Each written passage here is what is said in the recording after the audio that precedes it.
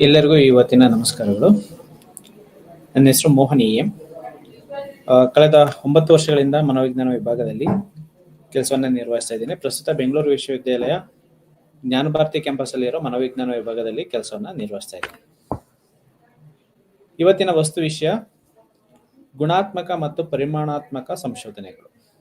So ಗುಣಾತ್ಮಕ research ಅಂದ್ರೆ qualitative research ಮತ್ತೆ ಕ್ವಾಂಟಿಟೇಟಿವ್ ರಿಸರ್ಚ್. ಹಾಗಂದ್ರೆ ಏನು, ಮತ್ತೆ ಅವಾಗ ಇರ್ತಕ್ಕಂತಹ ಸಿಗ್ನಿಫಿಕೆಂಟ್ ಡಿಫ್ರೆನ್ಸಸ್ಗಳು. ಸೊ ಪರಿಮಾಣಾತ್ಮಕ ಸಂಶೋಧನೆ ಯಾವ ರೀತಿಯಾಗಿ ನಡೆಯುತ್ತೆ, ಮತ್ತೆ ಗುಣಾತ್ಮಕ ಕ್ವಾಂಟಿಟೇಟಿವ್ ರಿಸರ್ಚ್ ಆಕ್ಟಿವಿಟೀಸ್ಗಳು ಯಾವ ರೀತಿಯಾಗಿ ನಡೆಯುತ್ತೆ. ಸೊ ಇವುಗಳ ವಿಷಯವನ್ನ ಸಂಕ್ಷಿಪ್ತವಾಗಿ ನೋಡ್ತಾ ಹೋಗೋಣ. ಸೊ ಗುಣಾತ್ಮಕ ಮತ್ತು ಪರಿಮಾಣಾತ್ಮಕ ಸಂಶೋಧನೆಗಳು. ಸೊ ಸಂಶೋಧನೆ ಅಂತಂದ್ರೆ ಈಗಾಗಲೇ ವ್ಯಾಖ್ಯಾನಗಳನ್ನ ನಾವು ನೋಡಿದೀವಿ. ಓಕೆ, ಸೊ ಅಂದ್ರೆ ಒಂದು ಸಮಸ್ಯೆ, ಯಾವ್ದಾದ್ರು ಒಂದು ರಿಸರ್ಚ್ ಆಕ್ಟಿವಿಟೀಸ್ಗಳನ್ನ ನಾವು ಮಾಡಬೇಕು ಅನ್ನೋದಾದ್ರೆ ಅಲ್ಲೊಂದು ಸಮಸ್ಯೆ ಇರಬೇಕು, ಅಂದ್ರೆ ಒಂದು ಸ್ಟಡಿ ವೇರಿಯೇಬಲ್ ಅಂತ ಇರಬೇಕು. ಆ ಸ್ಟಡಿ ವೇರಿಯೇಬಲ್ಸ್ ಅನ್ನ ನಾವು ಅರ್ಥ ಮಾಡ್ಕೊಂಡ ನಂತರದಲ್ಲೇ ಅದು ಗುಣಾತ್ಮಕನ ಅಥವಾ ಪರಿಮಾಣಾತ್ಮಕನ, ಕ್ವಾಲಿಟೇಟಿವ್ ಆರ್ ಕ್ವಾಂಟಿಟೇಟಿವ್ ಅನ್ನೋದನ್ನ ನಾವು ನಿರ್ಧಾರ ಮಾಡ್ಲಿಕ್ಕೆ ಸಾಧ್ಯ ಆಗ್ತಾ ಹೋಗುತ್ತೆ. ಓಕೆ, ಸೊ ಫಾರ್ ಎಕ್ಸಾಂಪಲ್ ನಾವು ಒಂದು ಡೆಸ್ಟಿನೇಷನ್ ಅನ್ನ ನಾವು ರೀಚ್ ಮಾಡಬೇಕು. ಆ ಡೆಸ್ಟಿನೇಷನ್ ಅನ್ನ ಯಾವ ರೀತಿಯಾಗಿ ರೀಚ್ ಮಾಡಬೇಕು ಅನ್ನೋದು ಅಲ್ಲಿರ್ತಕ್ಕಂಥ ಟೈಮು, ಅದರಲ್ಲಿರ್ತಕ್ಕಂಥ ಒಂದು ಆಬ್ಜೆಕ್ಟಿವ್ಸು, ಎಷ್ಟು ಜನ ಇದ್ದಾರೆ, ಸೊ ಇದ್ರ ಮೇಲೆಲ್ಲ ಡಿಸೈಡ್ ಆಗ್ತಾ ಹೋಗುತ್ತೆ. Okay, so for example so ಬೆಂಗಳೂರಿನಿಂದ ಮೈಸೂರಿಗೆ ಹೋಗ್ಬೇಕು ಅಂತ ಅಂದ್ರೆ, ಓಕೆ, ಸೊ ಬೇರೆ ಬೇರೆ ವೇಸ್ಗಳಿದೆ, ಬೇರೆ ಬೇರೆ ರೂಟ್ಸ್ಗಳಿದೆ. ಓಕೆ, ಒಂದೇ ರೋಡ್ ಇಲ್ಲ, ಬೇರೆ ಬೇರೆ ಆಂಗಲ್ ಅಲ್ಲಿ ಹೋಗ್ಬೋದು, ಬೇರೆ ಬೇರೆ ರೂಟ್ಸ್ ಅಲ್ಲಿ ಹೋಗ್ಬೋದು, ಬೇರೆ ಬೇರೆ ಪ್ಯಾಟರ್ನ್ಸ್ ಗಳಲ್ಲಿ ಹೋಗ್ಬೋದು. Road by train, by walk, by flight. So ಬೇರೆ ಬೇರೆ ಮೋಡ್ಗಳಿದೆ. ಸೊ ಹಾಗಾಗಿ ಒಂದೇ ರೋಡ್ ಅಂತಾನೂ ಇಲ್ಲ. ಸೊ ಬೇರೆ ಬೇರೆ ಸಬ್ ರೂಟ್ಗಳಲ್ಲೆಲ್ಲ ನಾವು ಮೈಸೂರನ್ನ ರೀಚ್ ಆಗ್ತೇವೆ. ಸಂಶೋಧನೆನೂ ಹಾಗೇನೆ. ಒಂದು ಸಂಶೋಧನೆ ಮಾಡ್ಬೇಕು ಅಂತಾರೆ ಒಂದೇ ಪ್ಯಾಟರ್ನ್ ಇಲ್ಲ, ಒಂದೇ ಅಬ್ಜೆಕ್ಟಿವ್ ಅನ್ನ ಇಟ್ಕೋಬೇಕು ಅಂತ ಏನಿಲ್ಲ, ಅಥವಾ ಯಾವ್ದಾದ್ರು ಒಂದು ಟೂಲ್ಸ್ ಇದೆ, ಒಂದು ಆಂಗಲ್ ಅಲ್ಲಿ ನಾವು ಒಂದು ಸಂಶೋಧನೆಯನ್ನ ನೋಡ್ಬೇಕು ಅನ್ನೋದೇನಿಲ್ಲ. ಒಂದು ಸಂಶೋಧನೆ ಅಂತ ಅಂದ್ರೆ ಸೊ ನಮಗೆ ಅಲ್ಲೊಂದು ಸಮಸ್ಯೆ ಇರಬೇಕು, ಸ್ಟಡಿ ವೇರಿಯೇಬಲ್ಸ್ಗಳು ಇರಬೇಕು. ಸ್ಟಡಿ ವೇರಿಯೇಬಲ್ಸ್ ಅನ್ನ ನಾವು ಅದನ್ನ ಡಿಫೈನ್ ಮಾಡಿದ ನಂತರದಲ್ಲಿ, ಅಂದ್ರೆ ಥಿಯರಿಟಿಕಲ್ ಮತ್ತೆ ಆಪರೇಷನಲ್ ಅದಕ್ಕೆ ಡೆಫಿನೇಷನ್ಸ್ ಅನ್ನ ನಾವು ಕೊಟ್ಟ ನಂತರದಲ್ಲಿ. ಸೊ ಅಂದ್ರೆ ಡೆಫಿನೇಷನ್ ಈಸ್ ವೆರಿ ಇಂಪಾರ್ಟೆಂಟ್. ನಾವು ಒಂದು ದೂರವನ್ನ ಕ್ರಮಿಸಬೇಕು ಅಂತ ಅಂದ್ರೆ, ಒಂದು ಡೆಸ್ಟಿನೇಷನ್ ರೀಚ್ ಆಗ್ಬೇಕು ಅಂತಾರೆ, ಅದ್ರ ನಡುವೆ ಇರ್ತಕ್ಕಂಥ ಗ್ಯಾಪ್ ಅನ್ನ ನಾವು ಅಸೆಸ್ ಮಾಡ್ತೀವಿ, ಇಷ್ಟಿರಬಹುದು ಅಂತ ಒಂದು ಅಂದಾಜು. ಇಲ್ಲಿ ಒಂದು ಸಂಶೋಧನೆಗೆ ಸಂಬಂಧಿಸಿದಂತಹ ಒಂದು ವೇರಿಯೇಬಲ್ಸ್ ಅನ್ನ ನಾವು ನೋಡ್ಬೇಕು ಅನ್ನೋದೇ ಆದ್ರೆ, ಆ ವೇರಿಯೇಬಲ್ಸ್ ಅಂದ್ರೆ ಏನು ಅನ್ನೋದು ನಮಗೆ ಅರ್ಥ ಆಗಿರಬೇಕು. ಫಾರ್ ಎಕ್ಸಾಂಪಲ್ ಸ್ಟ್ರೆಸ್ ಅಂತಾನೆ ಇಟ್ಕೊಂಡ್ರೆ, ಸ್ಟ್ರೆಸ್ ಅಲ್ಲಿ ಹಲವಾರು ರೀತಿಯಾದಂತಹ ಸ್ಟ್ರೆಸ್ಗಳು. ಫಾರ್ ಎಕ್ಸಾಂಪಲ್ ಹೇಳ್ಬೇಕು ಅಂತಂದ್ರೆ ಅಕಾಡೆಮಿಕ್ ಸ್ಟ್ರೆಸ್ ಬರುತ್ತೆ, ಎಕ್ಸಾಮಿನೇಷನ್ ಸ್ಟ್ರೆಸ್ ಬರುತ್ತೆ, ಪ್ರೆಷರ್ ಬರುತ್ತೆ, ಅಕ್ಯುಪೇಷನ್, ಫ್ಯಾಮಿಲಿ, ಅಥವಾ ಬೇರೆ ಇನ್ಯಾವ್ದಾದ್ರು ಪರ್ಸನಲ್ ರಿಲೇಟೆಡ್, ಸೊ ಅಥವಾ ಇನ್ಯಾವುದೋ ಒಂದು ಸ್ಟ್ರೆಸ್. ಸೊ ಹೀಗೆ ಒಬ್ಬ ವ್ಯಕ್ತಿ ಅಂತ ಅಂದ್ರೆ ಆ ವ್ಯಕ್ತಿನಲ್ಲಿ ಹಲವಾರು ರೀತಿಯಾದಂತಹ ಸ್ಟ್ರೆಸ್ಗಳು ಇರುತ್ತೆ. ಓಕೆ, ಸೊ ಒಬ್ಬ ವ್ಯಕ್ತಿ ಮನೆಯಲ್ಲಿ ಇದ್ದಂತ ಸಂದರ್ಭದಲ್ಲಿ ಸೊ ಅಲ್ಲಿ ಇರ್ತಕ್ಕಂಥ ಪ್ರೆಷರ್ಸ್ಗಳು, ಒತ್ತಡಗಳು. ಅದೇ ವ್ಯಕ್ತಿ ವರ್ಕಿಂಗ್ ಪ್ಲೇಸಿಗೆ ಬಂದಾಗ ಅಲ್ಲಿರ್ತಕ್ಕಂತಹ ಪ್ರೆಷರ್ಸ್ಗಳು ಮತ್ತೆ ಸ್ಟ್ರೆಸ್ಗಳು ಬೇರೆ. ಸೊ ಅದೇ ವ್ಯಕ್ತಿ ಒಂದು ರಿಲೇಶನ್ಶಿಪ್ ಅಂದ್ರೆ ಒಬ್ಬ ವ್ಯಕ್ತಿ ಜೊತೆಗೆ ನಾವು ವ್ಯವಹಾರ ಮಾಡುವಂತ ಸಂದರ್ಭದಲ್ಲಿ ಅವರ ಜೊತೆಗೆ ಇರ್ತಕ್ಕಂತಹ ಪ್ರೆಷರ್ಸ್ಗಳು, ಅಥವಾ ಮಾಡಬೇಕಾಗಿರುವಂತಹ ಅಥವಾ ಮಾಡಬಹುದಾಗಿರ್ತಕ್ಕಂಥ ಏನೋ ಕೆಲಸಗಳಲ್ಲಿ ಇರ್ತಕ್ಕಂತಹ ಒತ್ತಡಗಳು. ಓಕೆ, ಸೊ ಎಲ್ಲದೂ ಸಹ ನಾವು ಒಂದೇ ರೀತಿಯಾದಂತಹ ಸ್ಟ್ರೆಸ್ಗೆ ನಾವು ಮೆಜರ್ ಮಾಡ್ಲಿಕ್ಕೆ ಆಗೋದಿಲ್ಲ. ಸೊ ಅದರದೇ ಆದಂತಹ ಸ್ಟ್ರೆಸ್ಗಳು ಅದರದೇ ಆದಂತಹ ವ್ಯಾಖ್ಯಾನಗಳನ್ನ ಹೊಂದಿರುತ್ತೆ. ಸೊ ನಾವು ಅದಕ್ಕೆ ಸರಿಯಾದ ಪ್ರಮಾಣದ ಒಂದು ವ್ಯಾಖ್ಯಾನವನ್ನ ಕೊಡಬೇಕು. ಸೊ ಏನು ಸ್ಟ್ರೆಸ್ ಅಂತ ಅಂದ್ರೆ ಏನು, ಯಾವ ರೀತಿಯಾದಂತಹ ಸ್ಟ್ರೆಸ್ಗಳನ್ನ ನಾವು ಅಸೆಸ್ ಮಾಡ್ತಾ ಇದ್ದೀವಿ, ಅದಕ್ಕೆ ಕಾರಣ ಆಗುವಂತ ಅಂಶಗಳು ಯಾವುದು, ಅದರಿಂದ ಆಗಿರ್ತಕ್ಕಂತಹ ಒಂದು ಎಫೆಕ್ಟ್ ಯಾವುದರ ಮೇಲೆ ಈ ಒಂದು ಸ್ಟ್ರೆಸ್ನ ಕಾರಣಗಳು ಅಥವಾ ಕಾರಕಾಂಶಗಳು ಪರಿಣಾಮಗಳನ್ನ ಬೀರ್ತವೆ. ಸೊ ಇಷ್ಟು ಡೆಫಿನೇಷನ್ಸ್ಗಳನ್ನ ನಾವು ಅಂದ್ರೆ ನಿರ್ಧಾರ ಮಾಡಬೇಕು. ನಾವು ಒಂದು ಸ್ಟಡಿಯನ್ನ ಕಂಡಕ್ಟ್ ಮಾಡೋದಕ್ಕಿಂತ ಮುಂಚೆ ವೇರಿಯೇಬಲ್ಸ್ ಅಂತ ಅಂದ್ರೆ ಏನು, ವೇರಿಯೇಬಲ್ಸ್ ನ ಸ್ವರೂಪ ಏನು, ಅದ್ರ ವ್ಯಾಪ್ತಿ ಏನು, ಸೊ ಎಲ್ಲದನ್ನು ಸಹ ನಾವು ಡಿಫೈನ್ ಮಾಡಬೇಕು. ಸೊ ಡಿಫೈನ್ ಮಾಡಬೇಕು ಅಂತ ಅಂದ್ರೆ ನಾವು ಅದ್ರ ಬಗ್ಗೆ ಹೆಚ್ಚಿನದಾಗಿ ತಿಳ್ಕೊಂಡಿರಬೇಕು. ಸ್ಟ್ರೆಸ್ ಅಂತ ಅಂದ್ರೆ ಏನು, ಬಯಾಲಜಿಕಲ್ ರೀಸನ್ ಬರುತ್ತೆ, ಕಾಗ್ನಿಟಿವ್ ರೀಸನ್ಸ್ ಬರುತ್ತೆ, ಎಮೋಷನಲ್ ರೀಸನ್ಸ್ ಬರುತ್ತೆ. ಫಾರ್ ಎಕ್ಸಾಂಪಲ್ ಸ್ಟ್ರೆಸ್ ಪ್ರೆಷರ್ಗೊಳಗಾದ್ರೆ ಸೊ ಹೇಗೆ ಹಾರ್ಟ್ ಬೀಟ್ ಎಲ್ಲ ಜಾಸ್ತಿ ಆಗುತ್ತೆ, ಬ್ಲಡ್ ಏನೋ ಪ್ರೆಷರ್ಸ್ಗಳೆಲ್ಲ ಜಾಸ್ತಿ ಆಗುತ್ತೆ, ಸ್ವೆಟ್ಟಿಂಗ್ ಆಗುತ್ತೆ. ಓಕೆ, ಸೊ ಒಂದು ಮಾತುಗಳೆಲ್ಲ ತೊದಲುತ್ತೆ, ಅಥವಾ ಎಮೋಷನಲಿ ಕರೆಕ್ಟ್ ಆಗಿ ನಾವು ಎಕ್ಸ್ಪ್ರೆಸ್ ಮಾಡ್ಲಿಕ್ಕೆ ಆಗದಲೇ ಇರುವಂತದ್ದು. ಸೊ ಅದು ಪ್ರೆಷರ್ನ ಇಂಟೆನ್ಸಿಟಿ ಮೇಲೆ ಡಿಪೆಂಡ್ ಆಗ್ಬಿಡುತ್ತೆ. ಓಕೆ, ಸೊ ನಾವು ಬಹಳ ಇಕ್ಕಟ್ಟಿನ ಸ್ಥಿತಿನಲ್ಲಿ ಇದೀವಿ ಅಂತಂದ್ರೆ ಕೆಲವು ಸಲ ನಾವು ಏನ್ ಮಾತಾಡ್ಬೇಕು ಅನ್ನೋದೇ ನೆನಪಿಗೆ ಬರೋದಿಲ್ಲ. ಸೊ ನಾವು ಅದನ್ನ ಡೆಫಿನೇಷನ್ಸ್ ಕೊಡೋದು ಬಹಳ ಮುಖ್ಯ. ಅದು ಗುಣಾತ್ಮಕ ಮತ್ತು ಪರಿಮಾಣಾತ್ಮಕ ಏನೋ ಸಂಶೋಧನೆಗೆ ಅದು ಪ್ರಮುಖ ಪಾತ್ರವನ್ನ ವಹಿಸ್ತಾ ಹೋಗುತ್ತೆ. ಓಕೆ, ಸೊ ನಾವಿಲ್ಲಿ ಅನೇಕ ರೀತಿಯಾದಂಥ ಈಗ ಥಿಯರಿಟಿಕಲ್ ಡೆಫಿನೇಷನ್ಸ್, ಆಪರೇಷನಲ್ ಡೆಫಿನೇಷನ್ ಅಂತ ಎರಡು ವಿಭಾಗಗಳಾಗಿ ವಿಂಗಡಿಸ್ಕೊಂಡಿದೀವಿ. ಸೊ ವಿಭಾಗಗಳು ಅಂತ ಅಂದ್ರೆ ಸೊ ಅದು ನಾವು ಕೊಟ್ಟಿರ್ತಕ್ಕಂಥ ಡೆಫಿನೇಷನ್ ಥಿಯರಿಟಿಕಲಿ ಸಹ ಅದು ಅಪ್ರೋಚಬಲ್ ಆಗಿರಬೇಕು. ಸೊ ನಾವು ಅಕಾಡೆಮಿಕ್ ಸ್ಟ್ರೆಸ್ ಅಂತ ಅಂದ್ರೆ ಅಕಾಡೆಮಿಕ್ ಸ್ಟ್ರೆಸ್ ಎಕ್ಸಿಸ್ಟೆಡ್ ಇದೆಯಾ, ಅದು ನಮ್ಮ ಗಮನಕ್ಕೆ ಬಂದಿದೆಯಾ? Okay, of course. ಸೊ ಈ ರೀತಿಯಾದಂತ ಕೆಲವೊಂದು ಸಬ್ಜೆಕ್ಟ್ಗಳು, ಕೆಲವೊಂದು ವೇರಿಯೇಬಲ್ಸ್ಗಳು ನಮಗೆ ಗೊತ್ತಿರೋದ್ರಿಂದ ಈಸಿಯಾಗಿ ಅದನ್ನ ನಾವು ಟ್ಯಾಕಲ್ ಮಾಡಬಹುದು. ಕೆಲವೊಂದು ಬಾರಿ ಕೆಲವೊಂದು ವಿಷಯಗಳು, ಕೆಲವೊಂದು ವೇರಿಯೇಬಲ್ಸು ಸೊ ನಮಗೆ ಅದರ ಸ್ವರೂಪನೇ ಅರ್ಥ ಆಗಿರೋದಿಲ್ಲ, ಅದರ ಒಂದು ನೇಚರೇ ನಮಗೆ ಅರ್ಥ ಆಗಿರೋದಿಲ್ಲ. ಓಕೆ, ಸೊ ಅಂತಂದ್ರೆ in detail or in depth informations ನಮಗೆ ಇಲ್ಲ ಅಂತ ಸಂದರ್ಭದಲ್ಲಿ ಅಂತಹ ವಿಷಯಗಳ ಬಗ್ಗೆ ನಾವೇನಾದ್ರೂ ಸಂಶೋಧನೆಗಳನ್ನು ಮಾಡಬೇಕು ಅನ್ನೋದೇ ಆದ್ರೆ ಸೊ ನಾವು ವ್ಯವಸ್ಥಿತವಾದಂತಹ ಸಂಶೋಧನೆಗಳು ಅಥವಾ ಆ ಕ್ರಮ ಇರುತ್ತಲ್ಲ, ಆ ಒಂದು ದಾರಿ ಇರುತ್ತಲ್ಲ, ಕ್ರಯಿಸುವ ದಾರಿ, ಅದು ಅಷ್ಟು ಸುಲಭ ಆಗಿರೋದಿಲ್ಲ. ಅಲ್ಲಿ ಅನೇಕ ಎರರ್ಸ್ಗಳು ಆಗುವಂತ ಸಂದರ್ಭಗಳು ಅಥವಾ ಸಾಧ್ಯತೆಗಳು ಹೆಚ್ಚಾಗಿರುತ್ತೆ. ಸೊ ಯಾವುದೇ ಒಂದು ಯೂನಿವರ್ಸಿಟಿ, ಎಜುಕೇಶನಲ್ ಇನ್ಸ್ಟಿಟ್ಯೂಷನ್ ಅಂತ ತೆಗೆದುಕೊಂಡ್ರೆ ಸೊ ಅಲ್ಲಿ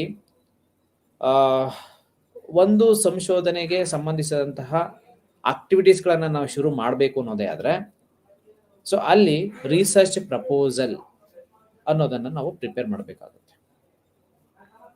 ಸೊ ಅಲ್ಲಿ ಗುಣಾತ್ಮಕ ಆಗಿರಬಹುದು, ಪರಿಮಾಣಾತ್ಮಕ ಆಗಿರಬಹುದು. ಸೊ ಸಂಶೋಧನೆಗಳಲ್ಲಿ ಅನೇಕ ವಿಧಗಳು. ಸೊ ಹೇಗೆ ಒಂದು ಡೆಸ್ಟಿನೇಷನ್ ಅನ್ನ ಕ್ರಮಿಸಬೇಕು ಅಂದ್ರೆ ಬೇರೆ ಬೇರೆ ಪಾತ್, ಬೇರೆ ಬೇರೆ ಮೋಡ್ಗಳೆಲ್ಲ ಯಾವ ರೀತಿಯಾಗಿದಾವೋ, ಸಂಶೋಧನೆಯನ್ನ ಮಾಡಬೇಕು ಅಂತಂದ್ರೆ ಬೇರೆ ಬೇರೆ. ಸೊ ಗುಣಾತ್ಮಕವಾಗಿ ಹೋಗ್ಬಹುದು, ಪರಿಮಾಣಾತ್ಮಕವಾಗಿರ್ಬಹುದು, ಬೇರೆ ಬೇರೆ ದಾರಿಗಳು ಬರುತ್ತೆ. ಅಂದ್ರೆ ಕ್ವಾಲಿಟೇಟಿವ್ ರಿಸರ್ಚ್ ಅಲ್ಲಿ ಅಥವಾ ಕ್ವಾಂಟಿಟೇಟಿವ್ ರಿಸರ್ಚ್ ಅಲ್ಲಿ ಬರುವಂತಹ correlational study, what is that, action studies, descriptive.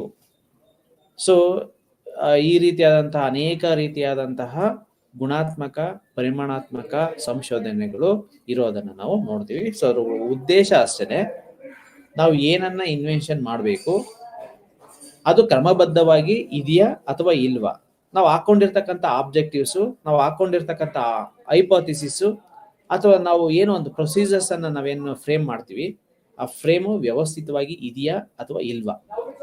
So ಅದು ವ್ಯವಸ್ಥಿತವಾಗಿ ಇದ್ದಾಗ ಮಾತ್ರವೇ ನಾವು ನಮ್ಮ ರಿಸರ್ಚ್ ನ ಡೆಸ್ಟಿನೇಷನ್ ಅನ್ನ ನಾವು ರೀಚ್ ಮಾಡ್ಲಿಕ್ಕೆ ಸಾಧ್ಯ ಆಗ್ತಾ ಹೋಗುತ್ತೆ. ಇಲ್ಲ ಅಂತಂದ್ರೆ it is very difficult. Okay, so ಗುಣಾತ್ಮಕ ಮತ್ತು ಪರಿಮಾಣಾತ್ಮಕ ಸಂಶೋಧನೆಗಳು ಅಂತ ಅಂದ್ರೆ ಏನು? ಫಾರ್ ಎಕ್ಸಾಂಪಲ್ ಹೇಳ್ಬೇಕು ಅಂತಂದ್ರೆ ಈಗ ಒಂದು ಸಂಶೋಧನೆಗಳನ್ನ ಮಾಡಬೇಕು. ಸೊ ಒಂದು ದೇವಸ್ಥಾನ ಇದೆ ಅಥವಾ ಒಂದು ಹೊಸ ಪ್ಲೇಸ್ ಇದೆ. ಸೊ ಅಲ್ಲಿ ನಮಗೆ ಈಗಾಗಲೇ ಕೆಲವೊಂದು ಕುರುಹುಗಳು ನಮಗೆ ಸಿಗ್ತಾ ಹೋಗುತ್ತೆ. ಓಕೆ, ಸೊ ಇಂಥದ್ದೇ ಕುರುಹುಗಳು ಸಿಗುತ್ತೆ ಅಂತ ನಮ್ಗೆ ಹೇಳಲಿಕ್ಕೆ ಬರೋದಿಲ್ಲ. ಸೊ ಏನೋ ಒಂದು ಕೆಲವೊಂದು ಮಣ್ಣಿನಿಂದ ಮಾಡಿರುವಂಥದ್ದು, ಕಲ್ಲಿನಲ್ಲಿ ಕೆತ್ತಿರುವಂಥದ್ದು ಅಥವಾ ಬೇರೆ ಬೇರೆ ಪಳೆಯುಳಿಕೆಗಳು ಅಲ್ಲಿ ಸಿಕ್ಕಿ ಬಿದ್ದಿರ್ತವೆ. ಸೊ ಅವುಗಳ ಬೆನ್ನೆತ್ತಿ ನಾವು ಹೋದಾಗ ಸೊ ಅಲ್ಲಿ ಸಿಗ್ತಕ್ಕಂತಹ ಮಾಹಿತಿಗಳು ಅಪಾರವಾದಂಥದ್ದು ಅಥವಾ ಅದರದೇ ಆದಂತಹ ಕೆಲವೊಂದು ಸ್ವರೂಪ ಸ್ವಭಾವಗಳನ್ನ ಹೊಂದಿರುತ್ತೆ. ಅದು ಏನೋ ಒಂದು ಇತಿಹಾಸವನ್ನ ಅದು ತೋರಿಸ್ತಾ ಹೋಗುತ್ತೆ. ಸೊ ಅಂತಹ ಸಂಶೋಧನೆಗಳನ್ನ ನಾವು ಗುಣಾತ್ಮಕ ಸಂಶೋಧನೆಗಳು. ಸೊ ಅಲ್ಲಿ ಏನೋ ಒಂದು ಆಬ್ಜೆಕ್ಟಿವ್ಸ್ ಗಳನ್ನ ನಾವು ಇಟ್ಕೊಳ್ಳೋದಕ್ಕೆ ಆಪ್ಷನ್ಸ್ ಇರೋದಿಲ್ಲ. ಅಥವಾ ಯಾವುದು survey method, for example census ಮಾಡಬೇಕು ಅಂತ ಅಂದ್ರೆ ಇಷ್ಟು ಪಾಪ್ಯುಲೇಷನ್ ಆಗಿರಬಹುದು ಅನ್ನೋ ಒಂದು ಅಂದಾಜಿನ ಮೇಲೆ ನಾವು ಸೆನ್ಸಸ್ ಮಾಡ್ಲಿಕ್ಕೆ ಆಗೋದಿಲ್ಲ. ಅಥವಾ ಕ್ಯಾಸ್ಟ್ ವೈಸ್ ನಾವು ಸೆನ್ಸಸ್ ಮಾಡಬೇಕು ಅಂತಂದ್ರೆ ಇಷ್ಟಿಷ್ಟು ಪ್ರಮಾಣದಲ್ಲಿ ಇಂತಿಂತ ಕಮ್ಯುನಿಟಿ ಇಂತಿಂತ ಕ್ಯಾಸ್ಟ್ನವ್ರು ಇದ್ದಾರೆ ಅನ್ನೋ ಒಂದು ಆಧಾರದ ಮೇಲೆ ನಾವು ಅಸಂಪ್ಷನ್ ಇಟ್ಕೊಳ್ಳಿಕ್ಕೆ ಆಗೋದಿಲ್ಲ. ಸೊ ಫೀಲ್ಡ್ಗೆ ಹೋಗ್ಬೇಕು, ಫೀಲ್ಡ್ ಸ್ಟಡೀಸ್ ಆಗಬೇಕು. ಫೀಲ್ಡ್ ಸ್ಟಡೀಸ್ ಅಲ್ಲಿ ನಾವು ಏನು ದತ್ತಾಂಶವನ್ನ ಕಲೆಕ್ಟ್ ಮಾಡ್ಕೊಳ್ತೀವಿ ಅದಕ್ಕೆ ಹೊಂದಿರ್ತಕ್ಕಂತಹ ಒಂದು ಪ್ಯಾರಾಮೀಟರ್ಸ್ಗಳು ಏನು, ಸೊ ಅವುಗಳ ಎಲ್ಲಾ ಪ್ಯಾರಾಮೀಟರ್ಸ್ ಗಳನ್ನ ನಾವು ಅಲ್ಲಿ ಇಂಪ್ಲಿಮೆಂಟ್ ಮಾಡ್ತೀವಿ. ಸೊ ಅವುಗಳ ಆಧಾರದ ಮೇಲೆ ಸೊ ಯಾವ್ದು ಕ್ಯಾಟಗರೀಸು ಯಾರ್ಯಾರು ಬರ್ತಾರೆ ಅನ್ನೋ ಒಂದು ವಿಶ್ಲೇಷಣೆಗಳನ್ನ ನಾವು ಮಾಡ್ತಾ ಹೋಗ್ತೀವಿ. ಸೊ ಇವೆಲ್ಲವೂ ಸಹ ಗುಣಾತ್ಮಕ ಸಂಶೋಧನೆಗಳಿಗೆ ಎಕ್ಸಾಂಪಲ್ಸ್.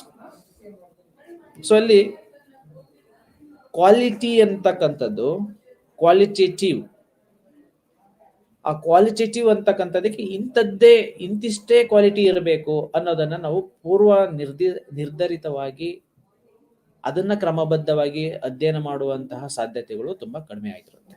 ಅಥವಾ ನಾವು ಅದನ್ನ ಜಸ್ಟ್ ಏನೋ ಇಷ್ಟಿರಬಹುದು, ಇಷ್ಟಿರುತ್ತೆ. ಓಕೆ, ಸೊ ಈ ಒಂದು ಒಬ್ಬ ವ್ಯಕ್ತಿಯ ವ್ಯಕ್ತಿತ್ವವನ್ನ ನಾವು ಅಸೆಸ್ ಮಾಡಬೇಕು ಅನ್ನೋದೇ ಆದ್ರೆ ಓಕೆ, ಫಸ್ಟ್ ಆ ವ್ಯಕ್ತಿಯನ್ನ ಅಪ್ರೋಚ್ ಮಾಡಬೇಕು, ಆ ವ್ಯಕ್ತಿಯ ಜೊತೆಗೆ ನಾವು ವ್ಯವಹರಿಸ್ಕೊಂಡು ಸೊ ಆ ವ್ಯಕ್ತಿಯ 360 ಡಿಗ್ರಿನಲ್ಲಿ ಇರ್ತಕ್ಕಂಥ ಗುಣಲಕ್ಷಣಗಳನ್ನ ನಾವು ನಮಗೆ ಅವರ ಗುಣಗಳು, ವ್ಯಕ್ತಿತ್ವದ ಗುಣಗಳು ಅನುಭವಕ್ಕೆ ಬರುವವರೆಗೂ ನಾವು ಅವ್ರ ಜೊತೆಗೆ ವ್ಯವಹರಿಸ್ಬೇಕು. ಸೊ ಆಗ ಮಾತ್ರ ಆ ವ್ಯಕ್ತಿಯ ಪರಿಚಯ ನಮಗೆ ಆಗ್ತಾ ಹೋಗುತ್ತೆ. ಆ ವ್ಯಕ್ತಿಯ ವ್ಯಕ್ತಿತ್ವ ಏನು ಅನ್ನೋದು ನಮಗೆ ಸ್ವಲ್ಪ ಪ್ರಮಾಣದಲ್ಲಿ ಅರ್ಥ ಹೋಗುತ್ತೆ. ಅದನ್ನ ಗುಣಾತ್ಮಕ ಪರಿಣಾಮಗಳು, ಸಂಶೋಧನೆಗಳು ಅಂತ ನಾವು ಕರಿತಾ ಹೋಗ್ತೀವಿ. ಸೊ ಅದೇ ವ್ಯಕ್ತಿಯ ವ್ಯಕ್ತಿತ್ವವನ್ನ ಸೊ ಯಾವ ಕ್ಯಾಟಗರಿಯಾಗಿ ನೋಡಬಹುದು? ಕೆಲವೊಂದು ಕ್ವಶನೇರ್ ಗಳನ್ನ ಕೊಟ್ಟ, ಲೈಕ್ ಇಂಟ್ರಾವರ್ಟು, ಎಕ್ಸ್ಟ್ರಾವರ್ಟು, ಆಂಬಿವರ್ಟು, ನ್ಯೂರೋಟಿಕ್ಸ್. ಓಕೆ, ಸೊ ಈ ರೀತಿಯಾದಂತಹ ಗುಣಲಕ್ಷಣಗಳನ್ನು ಅಳೆಯುವಂತಹ ಮಾಪನಗಳನ್ನ ಇಟ್ಕೊಂಡು ನಾವು ಒಬ್ಬ ವ್ಯಕ್ತಿಯ ಸೊ ಆ ಕ್ವಶನೇರ್ ಅಲ್ಲಿ ಇರ್ತಕ್ಕಂಥ ಕ್ವಶನ್ಸ್ಗಳು ಯಾವ ರೀತಿಯಾಗಿರುತ್ತೆ? ಇಲ್ಲ ಎಕ್ಸ್ಟ್ರಾವರ್ಟ್ ಅನ್ನ ಅಸೆಸ್ ಮಾಡುತ್ತೆ, ಇಂಟ್ರಾವರ್ಟ್ ಅನ್ನ ಅಸೆಸ್ ಮಾಡುತ್ತೆ. ಆ ಮಾರ್ಕ್ಸ್ ಏನಾದ್ರು ಆ ಒಂದು ಇರ್ತಕ್ಕಂಥ ಸ್ಕೋರ್ ಇನ್ ಬಿಟ್ವೀನ್ ಬಂತು ಅಂತಾರೆ ಆ ಪರ್ಸನ್ ಆಂಬಿವರ್ಟ್ ಅನ್ನಕ್ಕಂಥದ್ದನ್ನ ಅದು ತೋರಿಸ್ತಾ ಹೋಗುತ್ತೆ.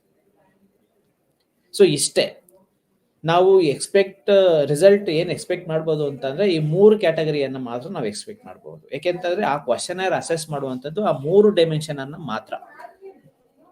ಸೊ ಈ ಒಂದು ಸಂಶೋಧನೆ ಏನಾಗುತ್ತೆ, ಅದು ಪರಿಮಾಣಾತ್ಮಕ ಸಂಶೋಧನೆ ಅಂತ ಅನಿಸ್ಕೊಳ್ಳುತ್ತೆ. ಸೊ ಈ 2 ಸಂಶೋಧನೆಗಳಲ್ಲಿ ಸಹ ನಾವು ಅಸೆಸ್ ಮಾಡ್ತಾ ಇರ್ತಕ್ಕಂಥದ್ದು ವ್ಯಕ್ತಿಯ ಯಾವ ರೀತಿಯಾದಂಥ ವ್ಯಕ್ತಿತ್ವವನ್ನು ಹೊಂದಿದಾನೆ ಅನ್ನೋದನ್ನೇ ನಾವು ಅಸೆಸ್ ಮಾಡ್ತಾ ಇದೀವಿ.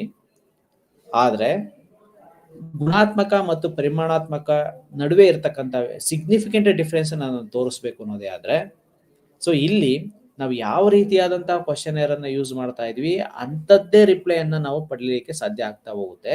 ಅದನ್ನ ಬಿಟ್ಟು ಬೇರೆ ಇನ್ಯಾವುದೋ ಅವರಲ್ಲಿ ಗುಣಲಕ್ಷಣಗಳಿದೆ, ವ್ಯಕ್ತಿತ್ವದ ಅಂಶಗಳು ಇದೆ ಅನ್ನೋದೇ ಆದ್ರೆ ಅದು ನಮ್ಮ ಅರಿವಿಗೆ ಬರೋದಿಲ್ಲ. ಯಾರಿಗೆ ಅಂದ್ರೆ ಸಂಶೋಧಕನಿಗೆ ಅದು ಗೊತ್ತಾಗೋದಿಲ್ಲ. ಆದ್ರೆ ಗುಣಾತ್ಮಕದಲ್ಲಿ ಆ ರೀತಿಯಾಗಿರೋದಿಲ್ಲ. ಆ ವ್ಯಕ್ತಿನಲ್ಲಿ ಇರ್ತಕ್ಕಂಥ ಯಾವ ರೀತಿಯಾದಂತಹ ವ್ಯಕ್ತಿತ್ವದ ಅಂಶಗಳನ್ನ ಹೊಂದಿದ್ದಾನೆ, ಗುಣಲಕ್ಷಣಗಳನ್ನ ಹೊಂದಿದ್ದಾನೆ, ಅದನ್ನ ಎಕ್ಸಾಕ್ಟ್ ಆಗಿ ನಾವು ಅನುಭವಿಸಿ ಅವ್ರ ಕಡೆಯಿಂದ ಪರಿಚಯ ನಂತರ ಇಂಟರ್ವ್ಯೂ ಜೊತೆ ಅವರ ಒಡನಾಟದ ಜೊತೆಗೆ ಏನೋ ಎಲ್ಲ ಆಂಗಲ್ ಇಂದನೂ ಮಾಹಿತಿಗಳನ್ನ ಸಂಗ್ರಹಿಸಿದಂತಹ ದತ್ತಾಂಶಗಳ ಆಧಾರದ ಮೇಲೆ ಒಂದು ಇಂಟರ್ಪ್ರಿಟೇಷನ್ ಅನ್ನ ಕೊಡ್ತೀವಿ. ಎಸ್, ಈ ವ್ಯಕ್ತಿ ಈ ರೀತಿಯಾದಂತಹ ವ್ಯಕ್ತಿತ್ವದ ಗುಣಲಕ್ಷಣಗಳನ್ನ ಹೊಂದಿದ್ದಾನೆ.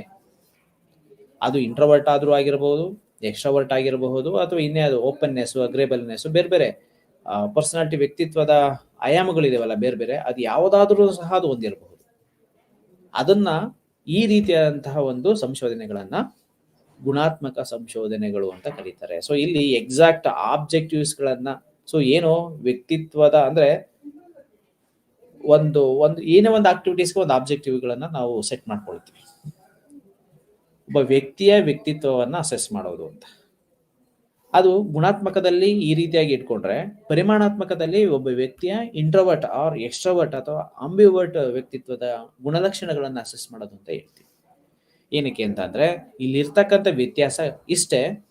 ಸೊ ಇಲ್ಲಿ ಆಕ್ಚುಯಲ್ ವ್ಯಕ್ತಿತ್ವದ ಗುಣಲಕ್ಷಣಗಳು ಪರಿಚಯ ಆದ್ರೆ ಗುಣಾತ್ಮಕದಲ್ಲಿ, ಪರಿಮಾಣಾತ್ಮಕದಲ್ಲಿ ನಾವು ಏನನ್ನ ಅಸೆಸ್ ಮಾಡ್ಬೇಕು ಅಂತ ಹೊರಟಿರ್ತೀವಿ ಅಥವಾ ಆ ಕ್ವಶನರ್ ಯಾವ ವ್ಯಕ್ತಿತ್ವದ ಅಂಶಗಳನ್ನ ಅಥವಾ ಗುಣಲಕ್ಷಣಗಳನ್ನ ಅಸೆಸ್ ಮಾಡುವಂತಹ ಕ್ವಶನ್ಸ್ ಗಳಿಂದ ತಯಾರಿಸಲ್ಪಟ್ಟ ಪರೀಕ್ಷಣ ಆಗಿರುತ್ತೆ, ಅದನ್ನ ಮಾತ್ರ ಇಲ್ಲಿ ಅಸೆಸ್ ಮಾಡ್ಲಿಕ್ಕೆ. ಇನ್ನೊಂದು ಸಿಂಪಲ್ ಎಕ್ಸಾಂಪಲ್ ಅನ್ನ ಕೊಡಬೇಕು ಅನ್ನೋದಾದ್ರೆ, ಪೇರೆಂಟಿಂಗ್ ಸ್ಟೈಲ್ ಹೇಗೆ ಅವರ ಮಕ್ಕಳ ವಿದ್ಯಾಭ್ಯಾಸದ ಮೇಲೆ ಅಥವಾ ಮಕ್ಕಳ ಫ್ಯೂಚರ್ನ ಮೇಲೆ ಇಂಪ್ಯಾಕ್ಟ್ ಮಾಡುತ್ತೆ ಅನ್ನೋ ಒಂದು ಸಂಶೋಧನೆಯನ್ನ ಮಾಡ್ತೀವಿ. ಸೊ ಇಲ್ಲಿ ಒಬ್ಬ ಪೇರೆಂಟ್ಸ್ ಅವ್ರನ್ನ ಅಸೆಸ್ ಮಾಡ್ತೀವಿ. ಸೊ ಅವ್ರ ಮಕ್ಕಳ ಜೊತೆಗೆ ಯಾವ ರೀತಿಯಾದಂಥ ಕಮ್ಯುನಿಕೇಶನ್ಸ್ ಇದೆ, ಇಂಟರ್ಪರ್ಸನಲ್ ರಿಲೇಶನ್ಶಿಪ್ ಇದೆ, ಸಪೋರ್ಟಿವ್ ಯಾವ ರೀತಿ ಆಗಿದೆ, ಅವರ ಇಂಟೆನ್ಸಿಟಿ ಏನು, ಇಂಟೆನ್ಷನ್ಸ್ ಏನು, ಅವ್ರು ಕೊಡ್ತಾ ಇರ್ತಕ್ಕಂಥ ಸಪೋರ್ಟಿಂಗ್ ಸಿಸ್ಟಮ್ ಯಾವ ರೀತಿಯಾಗಿದೆ, ಇನ್ ಟರ್ಮ್ಸ್ ಆಫ್ ಫೈನಾನ್ಸ್ ಇರ್ಬೋದು, ಇನ್ ಟರ್ಮ್ಸ್ ಆಫ್ ಎಮೋಷನ್ಸ್ ಯಾವ ರೀತಿಯಾಗಿ ಅವರನ್ನು ನೋಡ್ತಾ ಇದ್ದಾರೆ, ಪರ್ಸೀವ್ ಮಾಡ್ತಾ ಇದ್ದಾರೆ. ಸೊ ಇದು ಒಂದು ರೀತಿಯಾದಂತಹ ರಿಸರ್ಚ್ ಆಕ್ಟಿವಿಟೀಸು. ಇನ್ನೊಂದು ರಿಸರ್ಚ್ ಆಕ್ಟಿವಿಟೀಸು ಆ ವ್ಯಕ್ತಿ ಅಂದ್ರೆ ಆ ವಿದ್ಯಾರ್ಥಿಯ ಪೇರೆಂಟು ಅಥಾರಿಟೇರಿಯನ್ ಇವೆರಡನ್ನ ನಾವು ಅಸೆಸ್ ಮಾಡಬೇಕು ಅನ್ನೋ ಒಂದು ಕ್ವಶನರ್ ಅನ್ನ ಕೊಡ್ತೀವಿ. ಸೊ ಆ ವ್ಯಕ್ತಿ ಅಥಾರಿಟೇಟಿವ್ ಅಲ್ಲ, ಅಥಾರಿಟೇರಿಯನ್ ಅಲ್ಲ, ಡೆಮೋಕ್ರಸಿಕ್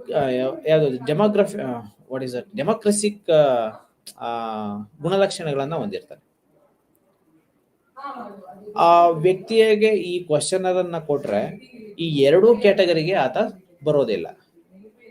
ಸೊ ಅಲ್ಲಿ ಏನಾಗಿರುತ್ತೆ, ನಾವು ಕೊಟ್ಟಂತಹ ಒಂದು ಕ್ವಶನೇರೆ ತಪ್ಪಾಗುತ್ತೆ, ಅಥವಾ ನಾವು ಆರಿಸಿಕೊಂಡಿರ್ತಕ್ಕಂತಹ ಒಂದು ವಿಧಾನ ಇರುತ್ತಲ್ಲ, ಸಂಶೋಧನಾ ವಿಧಾನ ಇರುತ್ತಲ್ಲ, ಅದು ತಪ್ಪಾಗುತ್ತೆ. ಆ ಕಾರಣದಿಂದಾಗಿ ಸೊ ಇಲ್ಲಿ ಯಾವ ರಿಸರ್ಚ್ ಆಬ್ಜೆಕ್ಟಿವ್ಸ್ ಗಳಿಗೆ ಗುಣಾತ್ಮಕ ಸಂಶೋಧನೆಗಳನ್ನ ಆಡ್ ಮಾಡ್ಕೋಬೇಕು ಅಥವಾ ಯಾವ ರೀತಿಯಾದಂತಹ ಸಂಶೋಧನೆಗಳಿಗೆ ಪರಿಮಾಣಾತ್ಮಕವಾದಂತಹ ಅಂಶಗಳನ್ನ ಹೊಂದಿರಬೇಕು ಅನ್ನೋದನ್ನ ನಾವು ನಂತರದಲ್ಲಿ ನಿರ್ಧಾರ ಮಾಡಬೇಕಾಗುತ್ತೆ. ಓಕೆ, ಸೊ ಇಲ್ಲಿ ಗುಣಾತ್ಮಕ ಮತ್ತು ಪರಿಮಾಣಾತ್ಮಕ, ಸೊ ಇಲ್ಲಿ ಇರ್ತಕ್ಕಂಥದ್ದು ನೇಚರ್ ಅಥವಾ ಸ್ವಭಾವ ಬೇರೆ ಬೇರೆ ಆಗಿದ್ರು ಸಹ, ನಾವು ಹೊಂದಿರ್ತಕ್ಕಂತಹ ಡೆಸ್ಟಿನೇಷನ್ಸ್ಗಳು ಒಂದೇ ಆಗಿದ್ರು ಸಹ, ಆದರೆ ನಾವು ಪಡ್ಕೊಳ್ಳುವಂತಹ ಒಂದು ಫಲಿತಾಂಶಗಳಲ್ಲಿ ಅನೇಕ ರೀತಿಯಾದಂತಹ ವ್ಯತ್ಯಾಸಗಳು ಇರೋದನ್ನ ನಾವು ಗಮನಿಸ್ತಾ ಹೋಗ್ಬೋದು. ಓಕೆ, ಸೊ ಆ ವ್ಯತ್ಯಾಸಗಳೇ ಗುಣಾತ್ಮಕ ಮತ್ತು ಪರಿಮಾಣಾತ್ಮಕ. ಸೊ ಇಲ್ಲಿ ಪರಿಮಾಣಾತ್ಮಕ ಅಂತಂದ್ರೆ ಕ್ವಾಂಟಿಟೇಟಿವ್ ಅಷ್ಟೇನೆ, ಇನ್ terms of numbers, in terms of ಒಂದು ಕ್ವಾಂಟಿಟಿನಲ್ಲಿ ಅದನ್ನ ಅಸೆಸ್ ಮಾಡ್ತೀವಿ ಅಷ್ಟೇನೆ. ಹೆಸರೇ ಸೂಚಿಸುವ ಹಾಗೆ ಎತ್ತರ ಇರ್ಬೋದು, ಇನ್ ಟರ್ಮ್ಸ್ ಆಫ್ ಹೈಟ್ ಇರ್ಬೋದು, ಇನ್ ಟರ್ಮ್ಸ್ ಆಫ್ ವೆಯ್ಟ್ ಇರ್ಬೋದು, ಇನ್ ಟರ್ಮ್ಸ್ ಆಫ್ ನಂಬರ್ಸ್ ಇರ್ಬೋದು. ಸೊ ಈ ರೀತಿ ಪರಿಮಾಣಾತ್ಮಕವಾಗಿರುತ್ತೆ, ಕ್ವಾಂಟಿಟೇಟಿವ್ ಆಗಿರುತ್ತೆ ಅಷ್ಟೇ. ಬಟ್ ಕ್ವಾಲಿಟೇಟಿವ್ ನಲ್ಲಿ ಏನಾಗಿರುತ್ತೆ, ಗುಣಾತ್ಮಕವಾಗಿರುತ್ತೆ. ನಾವು ಪಡ್ಕೊಳ್ಳುವಂತ ಅಂಕಗಳು ಅಥವಾ ಉತ್ತರಗಳು ಆ ವಸ್ತುವಿನ ಗುಣವನ್ನ ಅಸೆಸ್ ಮಾಡುವಂತಹ, ನಿರ್ಧಾರ ಮಾಡುವಂತಹ ಒಂದು ಅಂಶಗಳಾಗಿರುತ್ತೆ. ಅದನ್ನ ಗುಣಾತ್ಮಕ ಸಂಶೋಧನೆಗಳು ಅಂತ ಕರಿತೀವಿ. ಸೊ ಓವರ್ ಆಲ್ ಅಥವಾ ಆಕ್ಚುಯಲ್ ಏನಿರುತ್ತೆ, ಸೊ ಆಕ್ಚುಯಲ್ ರೆಸ್ಪಾನ್ಸಸ್ ಅನ್ನ ಅಥವಾ ಉತ್ತರವನ್ನ ಕಂಡುಕೊಳ್ಳುವಂತಹ ಒಂದು ವಿಧಾನ ಗುಣಾತ್ಮಕ ಸಂಶೋಧನೆಗಳಾಗಿರುತ್ತೆ. ಓಕೆ, ಸೊ ಇಷ್ಟು ಗುಣಾತ್ಮಕ ಮತ್ತು ಪರಿಮಾಣಾತ್ಮಕ ಅಂತಂದ್ರೆ ಏನು, ಅದರದ್ದು ಸ್ವರೂಪ ಮತ್ತು ಸ್ವಭಾವ. ಸೊ ಕೆಲವೊಂದು ಬಾರಿ ಈ ಗುಣಾತ್ಮಕ ವಿಧಾನದಲ್ಲಿ ಕೆಲವೊಂದು ಕುಂದುಕೊರತೆಗಳು ಇರೋದನ್ನ ನಾವು ನೋಡ್ತಾ ಹೋಗ್ಬಹುದು. ಸೊ ಏನು ಗುಣಾತ್ಮಕದಲ್ಲಿ ಇರ್ತಕ್ಕಂಥ ಕುಂದುಕೊರತೆಗಳು? ಸೊ ಅಫ್ಕೋರ್ಸ್ ಈ ಎರಡಕ್ಕೂ ಕಂಪೇರ್ ಮಾಡಿದ್ರೆ ಗುಣಾತ್ಮಕ ಅಥವಾ ಏನ್ ನಾವು ಕ್ವಾಲಿಟೇಟಿವ್ ರಿಸರ್ಚ್ ಆಕ್ಟಿವಿಟೀಸ್ ಅಂತ ಕರಿತೀವಲ್ಲ, ಇಟ್ ಈಸ್ ಅ ಬೆಸ್ಟ್ ಅಂತ ಹೇಳ್ತಾರೆ. ಏನಕ್ಕೆ ಅಂತಂದ್ರೆ ಒಬ್ಬ ವ್ಯಕ್ತಿಯನ್ನ ಅಸೆಸ್ ಮಾಡಬೇಕು, ಒಂದು ಸಮೂಹವನ್ನ ಅಸೆಸ್ ಮಾಡಬೇಕು, ಒಂದು ಸಮುದಾಯವನ್ನ ಅಸೆಸ್ ಮಾಡಬೇಕು, ಅಥವಾ ಒಂದು ಪ್ಲೇಸ್ ಅನ್ನ ಅಸೆಸ್ ಮಾಡಬೇಕು ಅಂತಾರೆ ಇನ್ ಪರ್ಸನ್ಸ್ ನಾವು ಹೋಗ್ತೀವಿ. ಅದಕ್ಕೆ ಪೂರ್ವಭಾವಿ ಸಿದ್ಧತೆಗಳನ್ನ ಮಾಡ್ಕೊಳ್ತೀವಿ, ಅದಕ್ಕೆ ಆಬ್ಜೆಕ್ಟಿವ್ಸ್ ಗಳನ್ನ ಹಾಕೊಳ್ತೀವಿ. ಸೊ ಏನು ಕ್ವಶನ್ ಅನ್ನ ಕೇಳಬೇಕು ಅಂದ್ರೆ free end, open end, close end, so ಈ ಬೇರೆ ಬೇರೆ ತರದ್ದೆಲ್ಲ ಕ್ವಶನ್ಸ್ ಫಾರ್ಮೆಟ್ಸ್ಗಳು ಇರುತ್ತೆ. ಸೊ ಅವುಗಳಲ್ಲಿ ಯಾವುದು ಆಪ್ಟ ಅಂತ ಅನ್ಸುತ್ತೆ, ಆಪ್ಟ್ ಆಗಿರ್ತಕ್ಕಂತಹ ಒಂದು ಮೆಥಡ್. ಸೊ ಎಲ್ಲಾ ಆಂಗಲ್ ಇಂದನೂ ಸಹ ಅಸೆಸ್ ಮಾಡ್ತಾ ಹೋಗ್ತೀವಿ. ಸೊ ಅದರಿಂದ ಬಂದಿರತಕ್ಕಂತಹ ಉತ್ತರವನ್ನ ನಾವು ಒಂದು ವೈಜ್ಞಾನಿಕ ತಳಹದಿಯ ಆಧಾರದ ಮೇಲೆ ಅರ್ಥವಿವರಣೆಗಳನ್ನ ಕೊಡ್ತಾ ಹೋಗ್ತೀವಿ. ಓಕೆ, ಸೊ ಇದು ಗುಣಾತ್ಮಕ ರಿಸರ್ಚ್ ಆಕ್ಟಿವಿಟೀಸ್. ಕ್ವಾಂಟಿಟೇಟಿವ್ ಅಂತ ಅಂದ್ರೆ ಸೊ ಎಷ್ಟು ಇನ್ ಟರ್ಮ್ಸ್ ಆಫ್ ಸ್ಟ್ರೆಸ್ ಎಷ್ಟಿರ್ಬೋದು, ಇನ್ ಟರ್ಮ್ಸ್ ಆಫ್ 20, 30 ಅಂದ್ರೆ ಅದಕ್ಕೊಂದು ಇಂಟರ್ಪ್ರಿಟೇಷನ್ ಅನ್ನ ಕೊಟ್ಟಿರ್ತೀವಿ. ಫಾರ್ ಎಕ್ಸಾಂಪಲ್ ಐ ಕ್ಯೂ 90 ಇಂದ 120 110 ಇದ್ರೆ ಅದು ಆವರೇಜ್ ಅಂತ.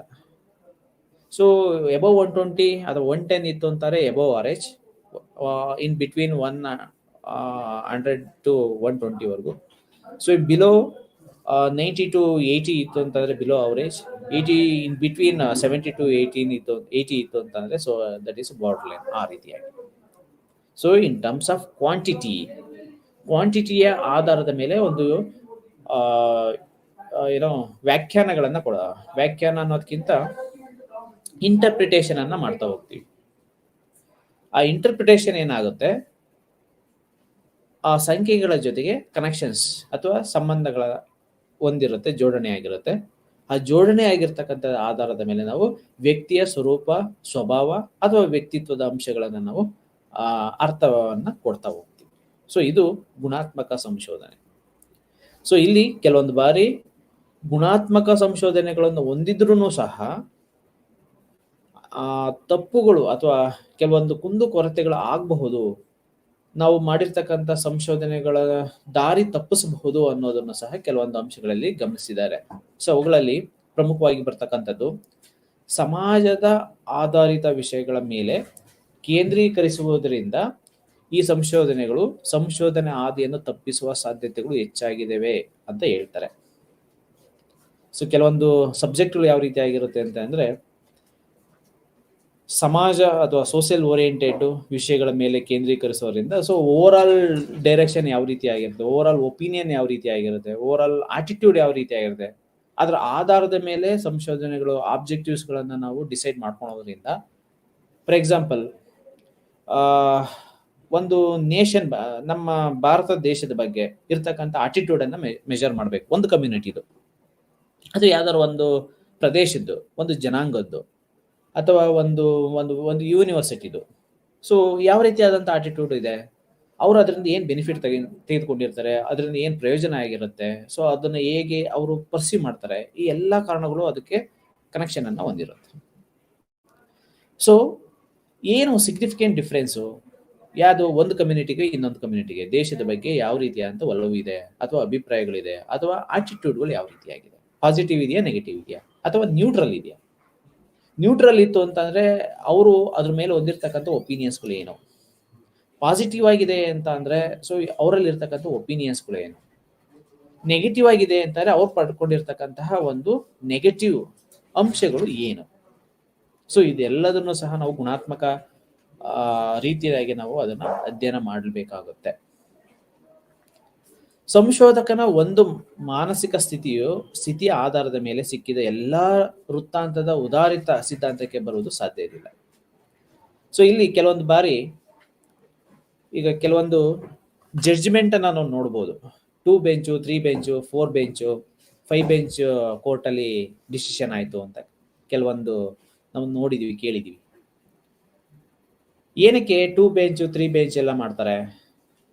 ಕೆಲವೊಂದು ಬಾರಿ ಈಗ ಡೆಮೋಕ್ರಸಿನಲ್ಲಿ ಯಾರು ಅದು ತಪ್ಪೋ ಸರಿನೋ, ಅದು ರಿಲೆವೆಂಟೋ ಎಷ್ಟು ಜನ ಮ್ಯಾಕ್ಸಿಮಮ್ ಅದಕ್ಕೆ ಪಾಸಿಟಿವ್ ಒಪಿನಿಯನ್ ಅನ್ನ ಕೊಟ್ಟಿದ್ರೆ ಅದು ಸಿದ್ಧಾಂತವಾಗಿ ಮಾರ್ಪಡ್ತಾ ಹೋಗುತ್ತೆ, ಅದಕ್ಕೆ ಹೆಚ್ಚಿನ ಪುಷ್ಟಿ ಸಿಗ್ತಾ ಹೋಗುತ್ತೆ, ಅದಕ್ಕೆ ಹೆಚ್ಚಿನ ಶಕ್ತಿ ಸಿಗ್ತಾ ಹೋಗುತ್ತೆ.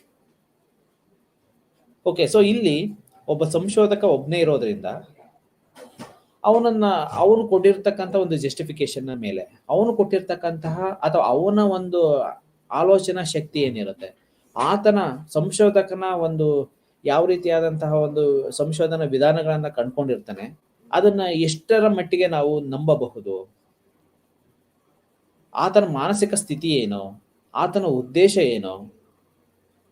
ಸೊ ಕೆಲವೊಂದು ಬಾರಿ ನಾವು ಈ ಸಂಶೋಧನೆ ಜನರ ದಾರಿಯನ್ನ ತಪ್ಪಿಸುತ್ತೆ ಅನ್ನೋದನ್ನ ನಾವು ನ್ಯೂಸ್ಗಳಲ್ಲಿ ಬೇರೆ ಬೇರೆ. ಸೊ ಅವ್ರು ಕೊಟ್ಟಿರ್ತಕ್ಕಂಥದ್ದು ಅಂತಂದ್ರೆ ಅದು ಅವ್ರ ಫಾರ್ ಆಗಿರುತ್ತೆ, ಇವ್ರ ಆಪೋಸಿಟ್ ಆಗಿರುತ್ತೆ.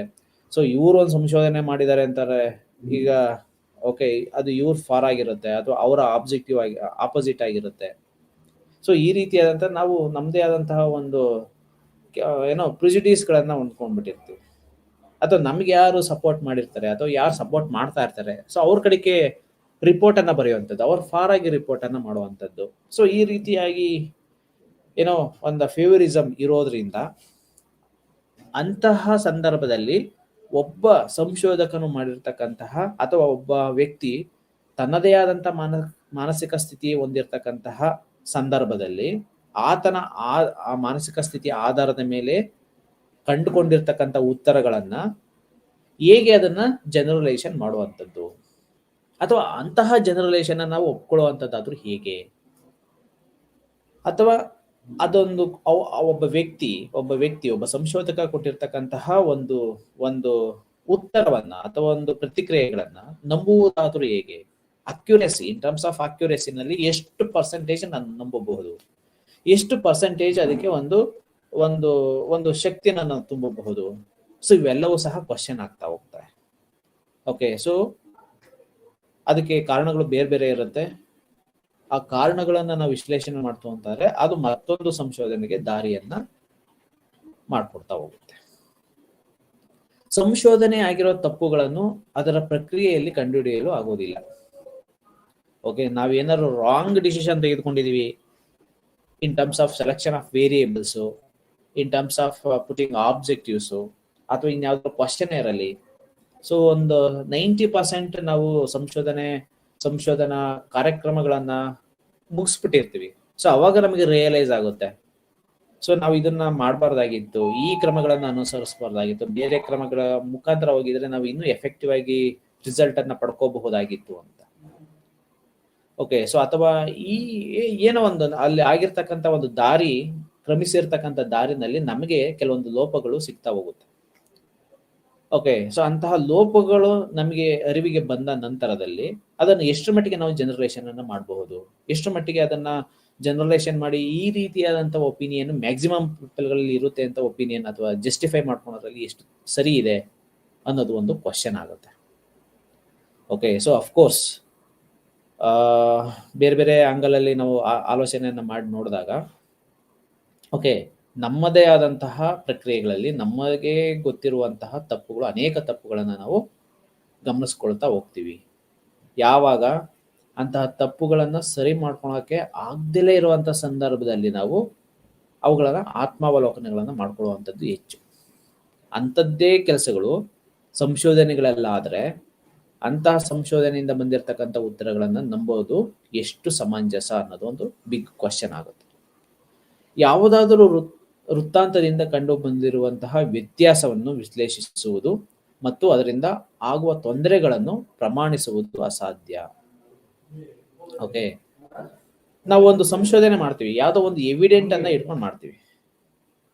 ಆ ಎವಿಡೆಂಟ್ ಅಲ್ಲಿ ಏನಾದ್ರೂ ತಪ್ಪಿದ್ರೆ, ದೋಷಗಳಿದ್ರೆ, ಅಥವಾ ಅದರಲ್ಲಿ ಏನಾದ್ರು ವ್ಯತ್ಯಾಸಗಳೇನಾದ್ರು ಕಂಡು ಬಂದ್ರೆ ಅವುಗಳನ್ನ ನಾವು ಕ್ರಿಟಿಕಲ್ ಇವ್ಯಾಲ್ಯೂಯೇಟ್ ಮಾಡಿ, ಅವುಗಳನ್ನ 360 ಡಿಗ್ರಿನಲ್ಲಿ ಅಸೆಸ್ ಮಾಡಿ, ಓಕೆ, ಇರ್ತಕ್ಕಂಥ ಒಂದು ಎವಿಡೆಂಟೇ ತಪ್ಪಾಗಿದೆ, ದೋಷಗಳಿಂದ ಕೂಡಿದೆ, ಅದನ್ನ ನಾವು ವೈಜ್ಞಾನಿಕ ತಳಹದಿಯ ಮೇಲೆ ಎಲ್ಲ ಎಫರ್ಟ್ಗಳನ್ನ ಹಾಕಿ ಅದರಿಂದ ಬಂದಿರತಕ್ಕಂಥ ರಿಸಲ್ಟ್ಗಳನ್ನ ನಂಬೋದು ಎಷ್ಟರ ಮಟ್ಟಿಗೆ ಸರಿ ಅನ್ನೋದು ಮತ್ತೊಂದು ಕ್ವಶನ್. ಓಕೆ, ಸೊ ಕೆಲವೊಂದು ಇದರಲ್ಲಿ ಇರುತ್ತಲ್ಲ, ಜಡ್ಜ್ಮೆಂಟ್, ಕೋರ್ಟಲ್ಲಿ ಜಡ್ಜ್ಮೆಂಟ್, ಯಾವುದೋ ಒಬ್ಬ ವ್ಯಕ್ತಿ ಇರ್ತಾನೆ, ಸಾಕ್ಷಿದಾರ ಒಬ್ಬನೇ ಇರ್ತಾನೆ. ಆ ಒಬ್ಬನೇ ಇರ್ತಕ್ಕಂಥ ಸಾಕ್ಷಿದಾರ ಅವರು ಒಪಿನಿಯನ್ ಮೇಲೆ ಏನಾದ್ರು ಜಡ್ಜ್ಮೆಂಟ್ ನಿಂತ್ಕೊಳ್ಳುತ್ತೆ ಅನ್ನೋದೇ ಆದ್ರೆ ಪ್ಲಸ್ ಕೊಡ್ಬೋದು, ಮೈನಸ್ ಕೊಡ್ಬೋದು. ಓಕೆ, ಫಾರ್ ಆಗು ಕೊಡ್ಬೋದು, ಆಪೋಸಿಟ್ ಆಗು ಕೊಡ್ಬೋದು. ಸೊ ಅದರ ಮೇಲೆ ಒಂದು ಜಡ್ಜ್ಮೆಂಟ್ ತೆಗೆದುಕೊಳ್ಳುತ್ತೆ ಅನ್ನೋದಾದ್ರೆ ಆ ಒಂದು ಸಾಕ್ಷ್ಯವನ್ನ ನಾವು ಎಷ್ಟು ಸತ್ಯ ಅಂತ ಅನ್ನೋದನ್ನ ನಾವು ನಂಬಬಹುದು. ಸೊ ಅದರಿಂದ ಅನೇಕ ತೊಂದರೆಗಳಾಗುವಂತದ್ದೇ ಹೆಚ್ಚು. ಅದರಿಂದ ಅಂದ್ರೆ ಅಕ್ಯುರೇಸಿ ಅಂತಕ್ಕಂಥದನ್ನ ಪಡೆಯಲಿಕ್ಕೆ ಸಾಧ್ಯ ಆಗೋದಿಲ್ಲ. ಅಂದ್ರೆ ಒಂದು ವೃತ್ತಾಂತ, ಯಾವುದಾದ್ರೂ ಒಂದು ಸಂದರ್ಭ, ಆ ಸಂದರ್ಭವನ್ನ ನಾವು ವೈಜ್ಞಾನಿಕವಾಗಿ ಅಸೆಸ್ ಮಾಡಿ ಆ ವೈಜ್ಞಾನಿಕ ಅಸೆಸ್ ಮಾಡೋದ್ರಿಂದ ಬಂದಂತ ಫಲಿತಾಂಶವನ್ನ ನಾವು ನಂಬುವುದು ಅಥವಾ ನಂಬಿಕೆ ಅನ್ನತಕ್ಕಂಥ ಓರೈಸುವಂಥದ್ದು ತುಂಬಾ ಕಷ್ಟ, ಅಥವಾ ಪ್ರಮಾಣಿಸುವುದು ಅಸಾಧ್ಯ ಅಂತಕ್ಕಂಥದನ್ನ ಹೇಳ್ತಾ ಹೋಗ್ತಾರೆ. ಅಂಡ್ ಫೈನಲಿ ಸಂಶೋಧನೆಯ ಸಂದರ್ಭದಲ್ಲಿ ತಮಗೆ ಬೇಕಾದ ವಿಷಯವನ್ನು ಮಾತ್ರ ಆರಿಸಿಕೊಂಡು ಅನಗತ್ಯ ಮಾಹಿತಿಯನ್ನು ಕೈಬಿಡುವ ಸಾಧ್ಯತೆ ಹೆಚ್ಚಿರುತ್ತೆ. ಇವುಗಳಿಂದ ಸಂಶೋಧನೆಯ ನಂಬಲರ್ಹತೆಯ ಮೇಲೆ ಪ್ರಭಾವ ಬೀರುತ್ತೆ. ಓಕೆ, ಸೊ ಇದೊಂದು ಮೇಜರ್ ಇಶ್ಯೂ. ಒಂದು ರಿಸಲ್ಟ್ ಬರುತ್ತೆ, ಅಥವಾ ನಮ್ದೇ ರಿಸಲ್ಟ್, ಒಂದು ಡಿಗ್ರಿ ಅಥವಾ ಏನೋ ಮಾಸ್ಟರ್ ಡಿಗ್ರಿನಲ್ಲಿ ಎಷ್ಟು ಪರ್ಸೆಂಟೇಜ್ ಬಂತು ಅಂತಂದ್ರೆ 80 ಓವರ್ ಆಲ್ 80 ಬಂತು ಅಂತ ಹೇಳೋದಿಲ್ಲ. ಸೊ ಮ್ಯಾಥ್ಸ್ ಅಲ್ಲಿ ಔಟ್ ಆಫ್ ಔಟ್ ಅಂತ ಹೇಳ್ತೀವಿ. ಅಂದ್ರೆ ನಮ್ಮ ಪರ್ಫಾರ್ಮೆನ್ಸ್ ಯಾವ್ದು ಜಾಸ್ತಿ ಇರುತ್ತೆ, ಯಾವ್ದು ಚೆನ್ನಾಗಿರುತ್ತೆ ಅದನ್ನ ಮಾತ್ರ ನಾವು ಹೈಲೈಟ್ ಮಾಡ್ಕೊಳ್ತಾ ಹೋಗ್ತೀವಿ. ಯಾವ್ದು ಚೆನ್ನಾಗಿಲ್ಲ ಅಥವಾ ಯಾವ್ದ್ರಿಂದ ಕಡಿಮೆ ಪರ್ಫಾರ್ಮೆನ್ಸ್ ಆಗಿದೆ ಅದನ್ನ ನಾವು ಹೈಡ್ ಮಾಡ್ತಾ ಹೋಗ್ತೀವಿ. ಇದು ಮನುಷ್ಯನ ಸ್ವಭಾವ, ಮನುಷ್ಯನ ಸಹಜ ಗುಣ. ನಮ್ಮ ಸಂಶೋಧನೆಯ ಕೆಲವೊಂದು ಭಾಗವನ್ನ ಮಾತ್ರ ನಾವು ಹೈಲೈಟ್ ಮಾಡ್ತಾ ಹೋಗ್ತೀವಿ. ಅದರಲ್ಲಿ ಇರ್ತಕ್ಕಂಥ ಲೋಪದೋಷಗಳನ್ನ ಅಥವಾ ಅದರಿಂದ ಬಂದಿರತಕ್ಕಂಥ ನೆಗೆಟಿವ್ ಅಥವಾ ಕಡಿಮೆ ಅಕ್ಯುರಸಿ ಇರ್ತಕ್ಕಂಥ ಉತ್ತರಗಳನ್ನ ಅಥವಾ ಪ್ರತಿಕ್ರಿಯೆಗಳನ್ನ ನಾವು ಹೈಡ್ ಮಾಡ್ತಾ ಹೋಗ್ತೀವಿ. ಅಥವಾ ಹೈಡ್ ಮಾಡ್ತೀವಿ ಅನ್ನೋದಕ್ಕಿಂತ ಅದನ್ನ ಮುನ್ನೆಲೆಗೆ ತರುವಲ್ಲಿ ನಾವು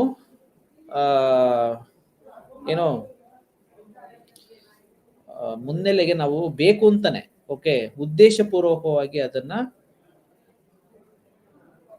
ಏನ್ ಮಾಡ್ತೀವಿ, ಅದನ್ನ ಹೈಡ್ ಮಾಡ್ತೀವಿ ಅಷ್ಟೇ, ಉದ್ದೇಶಪೂರ್ವಕವಾಗಿ ಹೈಡ್ ಮಾಡ್ತೀವಿ. ಸೊ ಅದರಿಂದ ಏನಾಗುತ್ತೆ, ಆಕ್ಚುಯಲ್ ಫ್ಯಾಕ್ಟ್ಸ್ ಏನಿದೆ, ಒಂದು ಸಂಶೋಧನೆ ಉತ್ತರಗಳು ಅಥವಾ ಪ್ರತಿಕ್ರಿಯೆಗಳು ಏನಿದೆ ಅದನ್ನ ನಾವು ಸಮಗ್ರವಾಗಿ, ಯಾಕೆಂತಂದ್ರೆ ಇದು ಗುಣಾತ್ಮಕ ಅಂತ ಅಂದ್ರೆ ಆ ವ್ಯಕ್ತಿನಲ್ಲಿ ಇರ್ತಕ್ಕಂಥ ಒಬ್ಬ ವ್ಯಕ್ತಿಯ ಗುಣಲಕ್ಷಣಗಳನ್ನ ಅಸೆಸ್ ಮಾಡಬೇಕು ಅನ್ನೋದೇ ನಮ್ಮ ಒಂದು ಟಾಪಿಕ್ ಆದ್ರೆ, ಸಂಶೋಧನೆಯ ಒಂದು ಟಾಪಿಕ್ ಆದ್ರೆ, ಒಬ್ಬ ವ್ಯಕ್ತಿನಲ್ಲಿ ಒಂದು 10 ಒಳ್ಳೆ ಗುಣಗಳಿದ್ರೆ ಒಂದು 10 ಕೆಟ್ಟ ಗುಣಗಳು ಅಥವಾ ನೆಗೆಟಿವ್ ಇರ್ತಕ್ಕಂತಹ ಗುಣಲಕ್ಷಣಗಳು ಇರ್ತವೆ. ನಾವು ಬರೇ ಒಳ್ಳೇದನ್ನ ಮಾತ್ರ ನಾವು ತೋರಿಸ್ತಾ ಹೋಗ್ತಾ ಇದೀವಿ, ಅವನಲ್ಲಿ ಇರ್ತಕ್ಕಂಥ ನೆಗೆಟಿವ್ ಗುಣಲಕ್ಷಣಗಳನ್ನ ನಾವು ಮರೆಮಾಚುತ್ತಾ ಇದೀವಿ ಅಂತಂದ್ರೆ ಸೊ ಅದು ಆಕ್ಚುಯಲ್ ಅಥವಾ ಗುಣಾತ್ಮಕ ಸಂಶೋಧನೆ ಅಂತ ಕರೆಸ್ಕೊಳೋದಿಲ್ಲ ಅನ್ನೋದು ಮತ್ತೊಂದು ಲೋಪದೋಷ ಅಥವಾ ಕುಂದುಕೊರತೆ ಅಂತ ಹೇಳ್ತಾ ಹೋಗ್ತಾರೆ. ಸೊ ಇವೆರಡೂ ನಡುವೆ ಇರ್ತಕ್ಕಂತಹ ಒಂದು ಡಿಫ್ರೆನ್ಸಸ್ಗಳು ಏನು, ಸೊ ಅದನ್ನ 11 ಪಾಯಿಂಟ್ಸ್ ಗಳ ಮುಖಾಂತರ ಎಕ್ಸ್ಪ್ಲೈನ್ ಮಾಡಿದ್ದಾರೆ. ಇಲ್ಲಿ ನಾವು ನೋಡ್ಬೋದು 11 ವಿವಿಧ ಪಾಯಿಂಟ್ಸ್ ಗಳಿದೆ. ಆ ಪಾಯಿಂಟ್ಸ್ ಗಳು 1 by 1 ನಾವು ನೋಡ್ತಾ ಹೋಗೋಣ. ಸೊ ಪರಿಮಾಣಾತ್ಮಕ ಸಂಶೋಧನೆ ಅಂತಂದ್ರೆ ಏನು, ಗುಣಾತ್ಮಕ ಸಂಶೋಧನೆ ಅಂತ ಅಂದ್ರೆ ಏನು, ಸೊ ಯಾವುಗಳ ಆಧಾರದ ಮೇಲೆ ಅದು ಪರಿಮಾಣಾತ್ಮಕ ಅಥವಾ ಯಾವ ಗುಣಲಕ್ಷಣಗಳ ಆಧಾರದ ಮೇಲೆ ಅದು ಗುಣಾತ್ಮಕ ಅಂತ ನಾವು ಕರಿಬಹುದು ಅನ್ನೋದ್ರ ಮೇಲೆ, ಮೊದಲನೇದಾಗಿ ಸಂಶೋಧಕನ ಸಂಶೋಧನೆಯು ಪ್ರಾಕಲ್ಪನೆಯ ಆಧಾರದ ಮೇಲೆ ಮುಂದುವರಿಯುತ್ತೆ. ಯಾವುದರಲ್ಲಿ, ಪರಿಮಾಣಾತ್ಮಕದಲ್ಲಿ. ಆದ್ರೆ ಗುಣಾತ್ಮಕ ಸಂಶೋಧನೆಯಲ್ಲಿ ದತ್ತಾಂಶದಲ್ಲಿರುವ ಅರ್ಥಪೂರ್ಣತೆಯನ್ನು ಗ್ರಹಿಸಿ ಮತ್ತು ಸಂಶೋಧನೆಯನ್ನು ಮಾಡುವಲ್ಲಿ ಕ್ಷೇತ್ರ ಅಧ್ಯಯನವು ಬಹಳ ಪ್ರಮುಖ ಪಾತ್ರವನ್ನ ವಹಿಸುತ್ತೆ. ಸೊ ಇಲ್ಲಿ ನಾವು ಒಂದು ಅಸಂಪ್ಷನ್ ಇಟ್ಕೊಳ್ತೀವಿ ಪರಿಮಾಣಾತ್ಮಕದಲ್ಲಿ. ಸೊ ಏನು, there will be higher level of academic stress and ಅಥವಾ higher or moderate level of coping mechanism among high school students. ಒಂದು ಅಸಂಪ್ಷನ್ ಈ ರೀತಿಯಾದಂತಹ, for example, there will be a positive relationship between academic stress and psychological well being. There will be a positive relationship between academic stress and academic adjustment. So ಹೀಗೆ ಕೆಲವೊಂದು assumptions ಗಳನ್ನ ಇಟ್ಕೊಳ್ತಾ ಹೋಗ್ತೀವಿ. ಯಾವುದ್ರ ಮೇಲೆ, existed ಲಿಟರೇಚರ್ಸ್, ಅಲ್ಲಿ ಇರ್ತಕ್ಕಂಥ ಥಿಯರೀಸ್ಗಳ ಆಧಾರದ ಮೇಲೆ ನಾವು ಒಂದು ಅಸಂಪ್ಷನ್, ಈ ರೀತಿಯಾದಂತಹ ಊಹಾತ್ಮಕವಾದಂತಹ ಒಂದು ಫಲಿತಾಂಶ ಬರಬಹುದು ಒಂದು ಹೈಪೋಥಿಸಿಸ್ ಗಳನ್ನ ಇಟ್ಕೊಂಡು ಅದನ್ನ ಪ್ರೂವ್ ಮಾಡ್ತೀವಿ ಅಥವಾ ಅದು ರಿಜೆಕ್ಟ್ ಆಗುತ್ತೆ ಅನ್ನೋದು ಅದು ಬಂದಿರತಕ್ಕಂಥ ಫಲಿತಾಂಶದ ಆಧಾರದ ಮೇಲೆ ಅದು ನಿರ್ಧಾರ ಆಗ್ತಾ ಹೋಗುತ್ತೆ. ಇದು ಪರಿಮಾಣಾತ್ಮಕ ಸಂಶೋಧನೆ ಅಂತ ಕರೆಸ್ಕೊಳ್ಳುತ್ತೆ. ಆದ್ರೆ ಗುಣಾತ್ಮಕ ಸಂಶೋಧನೆಯಲ್ಲಿ ಸೊ ಈ ರೀತಿಯಾದಂಥ ಯಾವುದೇ ರೀತಿಯಾದಂಥ ಅಸಂಪ್ಷನ್ಸ್ಗಳಿಗೆ ಜಾಗ ಇರೋದಿಲ್ಲ. ಅಸಂಪ್ಷನ್ಸ್ಗಳನ್ನು ನಾವು ಹಾಕೊಳ್ಳೋದಿಲ್ಲ. ಸೊ ಏನು ಯಾವುದ್ರ ಮೇಲೆ ನಾವು ಯಾವ ಆಬ್ಜೆಕ್ಟಿವ್ಸ್ ಮೇಲೆ ನಾವು ಮುಂದೆ ಹೋಗ್ತೀವಿ ಅಂತ ಅಂದ್ರೆ ಸೊ ಅಲ್ಲಿ ದತ್ತಾಂಶದ ಆಧಾರದ ಮೇಲೆ ಅದನ್ನ ಯಾವ ರೀತಿಯಾಗಿ ಅರ್ಥ ಮಾಡ್ಕೊಳ್ತೀವಿ, ಅದು ಯಾವ ರೀತಿಯಾಗಿ ನಾವು ಕಲೆಕ್ಟ್ ಮಾಡ್ಕೊಂಡಿದೀವಿ, ಸೊ ಹೇಗೆ ಅದು ಫೀಲ್ಡ್ ಸ್ಟಡಿ ಇರುತ್ತಲ್ಲ, ಫೀಲ್ಡ್ ಸ್ಟಡಿನಲ್ಲಿ ನಾವು ಯಾವ ವಿಧಾನ ಅನುಕ್ರಮಗಳನ್ನ ಉಪಯೋಗಿಸ್ಕೊಂಡು ದತ್ತಾಂಶವನ್ನ ಸಂಗ್ರಹ ಮಾಡಿದೀವಿ, ಉಪಯೋಗಿಸಿರ್ತಕ್ಕಂತಹ ಒಂದು ಮೆಥಡ್ ದತ್ತಾಂಶ ಸಂಗ್ರಹಿಸೋದಲ್ಲಿ ಅದು ಎಷ್ಟು ವೈಜ್ಞಾನಿಕತೆಯಿಂದ ಕೂಡಿದೆ, ಅವುಗಳ ಆಧಾರದ ಮೇಲೆ ನಾವು ಒಂದು ದತ್ತಾಂಶಗಳನ್ನ ಅನಾಲಿಸಿಸ್ ಮಾಡಿ ಅದಕ್ಕೆ ಒಂದು ಅರ್ಥ ವಿವರಣೆಗಳನ್ನ ಕೊಡ್ತಾ ಹೋಗ್ತೀವಿ. ಅದನ್ನ ಗುಣಾತ್ಮಕ ಸಂಶೋಧನೆ ಅಂತ ಕರೆಸ್ಕೊಳ್ತಾ ಹೋಗುತ್ತೆ. ಸೊ ಮೊದಲನೇ ವ್ಯತ್ಯಾಸ ಏನು ಅಂತ ಅಂದ್ರೆ ಪರಿಮಾಣಾತ್ಮಕ ಸಂಶೋಧನೆಯಲ್ಲಿ ಸೊ ಇದು ಒಂದು ಪ್ರಾಕಲ್ಪನೆಗಳ ಆಧಾರದ ಮೇಲೆ ಮುಂದುವರೆದ್ರೆ, ಇದು ಆಕ್ಚುಯಲ್ ಡೇಟಾ ಫ್ಯಾಕ್ಟ್ಸ್ ನ ಆಧಾರದ ಮೇಲೆ ಗುಣಾತ್ಮಕ ಸಂಶೋಧನೆಗಳು ನಿಲ್ತಾ ಹೋಗುತ್ತೆ. ಸೊ ಇಲ್ಲಿ ನಾವು ಮೊದಲೇ ರಿಸರ್ಚ್ ಪ್ರಪೋಸಲ್ಗಳನ್ನ ರೆಡಿ ಮಾಡ್ತೀವಿ. ಯಾವುದರಲ್ಲಿ? ಪರಿಮಾಣಾತ್ಮಕ ಸಂಶೋಧನೆ. ಯಾವ ರೀತಿಯಾದಂಥದ್ದು? ನಾವು ಒಂದು ಸಂಶೋಧನೆ ಮಾಡಬೇಕು ಅಂತ ಅಂದ್ರೆ ಯಾವ ರೀತಿಯಾದಂತಹ ಮೆಜರಬಲ್ ವೇರಿಯೇಬಲ್ಸ್ ಗಳನ್ನ ನಾವು ತೆಗೆದುಕೋಬೇಕು. ಆ ಮೆಜರಬಲ್ ವೇರಿಯೇಬಲ್ಸ್ ಗಳಲ್ಲಿ ಇರ್ತಕ್ಕಂತಹ ಹಂಗಂದ್ರೆ ಏನು ಅಂದ್ರೆ ಡೆಫಿನೇಷನ್ಸ್ ಅನ್ನು ಕೊಡ್ಬೇಕಾಗುತ್ತೆ. ಅದ್ರಲ್ಲಿ ವ್ಯಾಪ್ತಿ ಮತ್ತು ಸ್ವರೂಪ ಎಲ್ಲದನ್ನು ನಾವು ಡಿಫೈನ್ ಮಾಡ್ಬೇಕಾಗುತ್ತೆ. ಸೊ ಒಮ್ಮೆ ನಾವು ಡಿಫೈನ್ ಮಾಡಿದ ನಂತರದಲ್ಲಿ ಮೆಜರಬಲ್ ವೇರಿಯೇಬಲ್ಸ್ ಅನ್ನ, ಆ ವೇರಿಯೇಬಲ್ಸ್ ಗಳ ಅಥವಾ ಗುಣಾತ್ಮಕಗಳನ್ನ ನಾವು ಅಳೆಯೋದಕ್ಕೆ ಕೆಲವೊಂದು ಟೂಲ್ಸ್ ಗಳನ್ನ, ರಿಸರ್ಚ್ ಅಥವಾ ಮೆಜರ್ಮೆಂಟ್ ಟೂಲ್ಸ್ ಗಳನ್ನ ನಾವು ಸರ್ಚ್ ಮಾಡಬೇಕಾಗುತ್ತೆ. ಅಕಾಡೆಮಿಕ್ ಸ್ಟ್ರೆಸ್ ನ ಅಸೆಸ್ ಮಾಡ್ತೀವಿ, ಅಥವಾ ಪಾಸಿಟಿವ್ ರಿಲೇಶನ್ಶಿಪ್ ಇದೆಯಾ, ನೆಗೆಟಿವ್ ರಿಲೇಶನ್ಶಿಪ್ ಇದೆಯಾ ಎರಡು ವೇರಿಯೇಬಲ್ಸ್ ಅಂತ ಅಂದ್ರೆ ಫಾರ್ ಎಕ್ಸಾಂಪಲ್ ಸ್ಟ್ರೆಸ್ ಮತ್ತೆ ಕೋಪಿಂಗ್ ಮೆಕಾನಿಸಮ್, ಅಥವಾ ಸ್ಟ್ರೆಸ್ ಮತ್ತೆ ಸೈಕಲಾಜಿಕಲ್ ವೆಲ್ಬೀಯಿಂಗ್ ನಡುವೆ ಸೊ ಒಂದು ಪಾಸಿಟಿವ್ ಇದೆ, ಇನ್ನೊಂದು ನೆಗೆಟಿವ್ ರಿಲೇಶನ್ಶಿಪ್ ಇದೆ ಅಂತಂದ್ರೆ ಸೊ ಅಲ್ಲಿ ಸ್ಟ್ರೆಸ್ಗೆ ರಿಲೇಟೆಡ್ ಅಥವಾ ಅಕಾಡೆಮಿಕ್ ಸ್ಟ್ರೆಸ್ ಅಂತಾರೆ academic stress related. Academic stress ಅಂತಂದ್ರೆ ಯಾವ ಏಜ್ ಗ್ರೂಪ್ಗೆ ರಿಲೇಟೆಡ್ ಇರ್ತಕ್ಕಂಥ ಅಕಾಡೆಮಿಕ್ ಸ್ಟ್ರೆಸ್ ಅಂದ್ರೆ ಪ್ರೈಮರಿ ಸ್ಕೂಲ್ಗ, ಹೈಸ್ಕೂಲ್ಗ, ಕಾಲೇಜ್ಗ, ಸೊ ಅಥವಾ ಪಿ ಜಿ ಸ್ಟೂಡೆಂಟ್ಸ್ ನಲ್ಲಿ ಇರ್ತಕ್ಕಂಥ ಒಂದು ಅಕಾಡೆಮಿಕ್ ಸ್ಟ್ರೆಸ್, ಯಾವ ಏಜ್ ಗ್ರೂಪ್ಗೆ ರಿಲೇಟೆಡ್ ಆಗಿರ್ತಕ್ಕಂಥ ಕ್ವಶನರ್ಸ್ ಅನ್ನ ನಾವು ಯೂಸ್ ಮಾಡಬೇಕು, ಅದು ರಿಲಯಬಿಲಿಟಿ ಎಷ್ಟಿದೆ, ವ್ಯಾಲಿಡಿಟಿ ಎಷ್ಟಿದೆ, ಸ್ಕೋರಿಂಗ್ ಏನೋ ನಾರ್ಮ್ಸ್ ಎಲ್ಲ ಇದೆಯಾ ಅಥವಾ ಇಲ್ವಾ ಅನ್ನೋದು ಎಲ್ಲ ಅಂಕಿ ಅಂಶಗಳ ಮುಖಾಂತರ, ಅಥವಾ ಸ್ಟ್ಯಾಂಡರ್ಡೈಸ್ ಆಗಿದೆಯಾ ಅಥವಾ ಇಲ್ವಾ ಅನ್ನೋದ್ರ ಆಧಾರದ ಮೇಲೆ ಅವುಗಳನ್ನ ಮಾಪನ ಮಾಡಲಿಕ್ಕೆ ನಾವು ಸಿದ್ಧತೆಗಳನ್ನ ಆರಂಭಿಸ್ತೀವಿ. ಇಲ್ಲಿ ಪರಿಮಾಣಾತ್ಮಕ ಸಂಶೋಧನೆಗಳಲ್ಲಿ. ಆದರೆ ಗುಣಾತ್ಮಕ ಸಂಶೋಧನೆಗಳಲ್ಲಿ ಇಂತಹ ಸಂಪ್ರತ್ಯಗಳು ಸಾಮಾನ್ಯವಾಗಿ ನಿರೂಪಣಾ ರೂಪದಲ್ಲಿರುತ್ತವೆ. ಸೊ ಅವು ಎಕ್ಸ್ಪ್ಲೈನ್ ಮಾಡ್ತಿರ್ತವೆ ನಮಗೆ ಸಾಮಾನ್ಯ. ಸೊ ಹಾಗಂದ್ರೆ ಏನು, ಈಗ ಒಂದು ಆಬ್ಜೆಕ್ಟಿವ್ ಇದೆ ಅಂತಾರೆ, ಅದು ಏನೋ ಒಂದು ಸ್ಟೋರಿ ಹೇಳ್ತಾ ಇರುತ್ತೆ, ಅದರದೇ ಆದಂತ ಒಂದು ಸ್ವರೂಪ ಸ್ವಭಾವಗಳನ್ನ ಹೊಂದಿರುತ್ತೆ. ಅದನ್ನ ನಾವು ಯಾವ್ಯಾವ ಆಂಗಲ್ ಇಂದ ನಾವು ನೋಡ್ಬೇಕು ಅನ್ನೋದು ಅದು ಸಂಶೋಧಕನಿಗೆ ಆತ ಹೊಂದಿರತಕ್ಕಂತಹ ಆಬ್ಜೆಕ್ಟಿವ್ಸ್ ಗಳ ಮೇಲೆ ಅದು ಡಿಪೆಂಡ್ ಆಗ್ತಾ ಹೋಗುತ್ತೆ. ಓಕೆ, ಸೊ ಈ ರೀತಿಯಾದಂತಹ ಒಂದು ದೇವಸ್ಥಾನ ಇದೆ ಅಥವಾ ಒಂದು ಪ್ರದೇಶ ಇದೆ, ಅದು ಏನೋ ಒಂದು ಹೇಳ್ತಾ ಇದೆ, ಏನೋ ಒಂದು ಇತಿಹಾಸವನ್ನ ಹೇಳ್ತಾ ಇದೆ. ಸೊ ಇದನ್ನ ನಾವು ಅಸೆಸ್ ಮಾಡಬೇಕು ಅಂತಂದ್ರೆ ಏನೆಲ್ಲ ಮೆಜರ್ಮೆಂಟ್ ಟೂಲ್ಗಳನ್ನ ತರಬೇಕು, ಏನೆಲ್ಲ ಪರಿಕರಗಳನ್ನ ತರಬೇಕು, ಯಾವ ರೀತಿಯಾಗಿ ಟೆಸ್ಟ್ ಮಾಡಬೇಕು, ನಂತರ ಆ ಆಬ್ಜೆಕ್ಟಿವ್ ಇರ್ತಕ್ಕಂತಹ ಒಂದು ವಸ್ತು ಇರ್ತಕ್ಕಂತಹ ಸ್ಥಿತಿ, ಸ್ವರೂಪ, ಗಂಭೀರತೆ ಆಧಾರದ ಮೇಲೆ ನಾವು ಟೂಲ್ಸ್ ಗಳನ್ನ ತೆಗೆದುಕೊಂಡು ಹೋಗ್ತೀವಿ. ಓಕೆ, ಒಂದು ಶೂಟ್ ಮಾಡಬೇಕು, ಕ್ಯಾಮ್ರಾ ಇಟ್ಕೊಂಡು ಶೂಟ್ ಮಾಡಬೇಕು. ಓಕೆ, ಸೊ ನಾರ್ಮಲ್ ಪ್ಲೇಸ್ ಅಂತಂದ್ರೆ ಓಕೆ ಒಂದು ಕ್ಯಾಮ್ರಾ ಇದ್ರೆ ಸಾಕು. ಆದ್ರೆ ಬೇರೆ ಬೇರೆ ಆಂಗಲ್ ಇಂದ ತೆಗಿಬೇಕು, ಬೇರೆ ಬೇರೆ ಪ್ರದೇಶಗಳಲ್ಲಿ ಹೋಗ್ತಾ ಇರ್ಬೇಕು, ಬೇರೆ ಬೇರೆ ಹೈಟ್ ಇದೆ, ಮೆಜರ್ಮೆಂಟ್ಸ್ ಗಳೆಲ್ಲ ಇದೆ, ಈ ತರದ್ದೆಲ್ಲ ಇಟ್ಕೊಂಡಾಗ ನಾವು ತೆಗಿಬೇಕು ಅಂತಂದ್ರೆ ಅದಕ್ಕೆ ಬೇಕಾಗಿರ್ತಕ್ಕ ಅಡಿಷನಲ್ ಅಥವಾ ಸಪೋರ್ಟಿವ್ ಎಕ್ವಿಪ್ಮೆಂಟ್ಗಳು ಏನಿದೆಯಲ್ಲ, ಆ ಎಕ್ವಿಪ್ಮೆಂಟ್ಗಳೆಲ್ಲ ನಮ್ಗೆ ಬೇಕು. ಅದು ಗುಣಾತ್ಮಕ ಸಂಶೋಧನೆಗಳು ಏನು ಎಕ್ಸ್ಪೆಕ್ಟ್ ಮಾಡುತ್ತೆ, ಏನು ಅದು ನಿರೀಕ್ಷೆ ಮಾಡುತ್ತೆ, ಅದನ್ನ ಫುಲ್ಫಿಲ್ ಮಾಡುವಂತಹ ಪ್ರಕ್ರಿಯೆಗಳಲ್ಲಿ ನಾವೇನೆಲ್ಲ ಒದಗಿಸ್ತಾ ಹೋಗ್ತೀವಿ, ಅದು ಪ್ರಮುಖ ಪಾತ್ರವನ್ನು ವಹಿಸ್ತಾ ಹೋಗುತ್ತೆ. ಅದು ಗುಣಾತ್ಮಕ ಸಂಶೋಧನೆ ಅಂತ ಕರೆಸ್ಕೊಳ್ತಾ ಹೋಗುತ್ತೆ. ಅಂದ್ರೆ ಅದು ನಿರೂಪಣಾ ಸ್ವರೂಪದಲ್ಲಿ ಇರುತ್ತೆ. ಅದು ಏನು ನಿರೂಪಣೆ ಮಾಡ್ತಾ ಇರುತ್ತೆ ಅದನ್ನ ನಾವು ರೆಕಾರ್ಡ್ ಮಾಡ್ಕೊಳ್ತಾ ಹೋಗ್ತೀವಿ, ಅನಾಲಿಸಿಸ್ ಮಾಡ್ತಾ ಹೋಗ್ತೀವಿ, ಇಂಟರ್ಪ್ರಿಟೇಷನ್ ಅನ್ನ ಮಾಡ್ತಾ ಹೋಗ್ತೀವಿ. ಮೂರನೇದು, ದತ್ತಾಂಶವನ್ನು ಎಷ್ಟು ಮತ್ತು ಹೇಗೆ ಸಂಗ್ರಹಿಸಬೇಕು ಮೊದಲೇ ನಿರ್ಧರಿಸಲಾಗಿರುತ್ತೆ, ಆದರೆ ವ್ಯವಸ್ಥಿತವಾಗಿ ಆಯೋಜಿಸಲಾಗಿರುತ್ತೆ. ಪರಿಮಾಣಾತ್ಮಕ ಸಂಶೋಧನೆಗಳಲ್ಲಿ ಯಾವಾಗಲೂ ಅಷ್ಟೇ. ಸೊ 1,00,000 ಪಾಪ್ಯುಲೇಷನ್ ಇದೆ, ಸ್ಟಡಿ ಪಾಪ್ಯುಲೇಷನ್ ಅದು 2,00,000, 5, 10 ಎಷ್ಟೋ ಒಂದು ಪಾಪ್ಯುಲೇಷನ್ಸ್ ಇದೆ. ಅವುಗಳ ಸ್ಯಾಂಪ್ಲಿಂಗ್ ಅನ್ನ ನಾವು ನಿರ್ಧಾರ ಮಾಡ್ತೀವಿ. ಮೊದಲೇ ಎಷ್ಟಿರಬೇಕು 1,00,000 ಪಾಪ್ಯುಲೇಷನ್ಗೆ ಅಕಾರ್ಡಿಂಗ್ ಟು ದ ಫಾರ್ಮುಲಾ ಎಷ್ಟಿರಬೇಕು, ಅಕಾರ್ಡಿಂಗ್ ಟು ಸೈಂಟಿಫಿಕ್ ಎವಿಡೆನ್ಸು ಎಷ್ಟಿರಬೇಕು. 100 ಮೆಂಬರ್ಸ್ ಇದ್ದಾರೆ ಸ್ಟಡಿ ಪಾಪ್ಯುಲೇಷನ್, ಅವುಗಳಲ್ಲಿ ಎಷ್ಟು ಸ್ಯಾಂಪಲ್ ಅನ್ನ ನಾವು ತೆಗೆದುಕೋಬೇಕು. ಸೊ ಒಂದು ಬೇಸ್ ಇರುತ್ತೆ, ಒಂದು ಸೈನ್ಸ್ ಇರುತ್ತೆ, ಅದರಲ್ಲಿ ಒಂದು ಸೈಂಟಿಫಿಕ್ ಪ್ರೊಸೀಜರ್ ಇರುತ್ತೆ. ಆ ಪ್ರೊಸೀಜರ್ಸ್ ಆಧಾರದ ಮೇಲೆ ಎಷ್ಟು ಮತ್ತು ಹೇಗೆ ದತ್ತಾಂಶವನ್ನ ಸಂಗ್ರಹ ಮಾಡ್ಕೋಬೇಕು ಅನ್ನೋದನ್ನ ನಾವು ಪೂರ್ವ ನಿರ್ಧರಿತವಾಗಿ ಅದನ್ನ ಆಲೋಚನೆ ಮಾಡಿಕೊಂಡು ಡಿಸೈಡ್ ಅನ್ನ ಮಾಡ್ಕೊಂಡಿರ್ತೀವಿ. ಹೇಗೆ ತೆಗೆದುಕೋಬೇಕು, ಕ್ವಾಲಿಟಿ ಅಂದ್ರೆ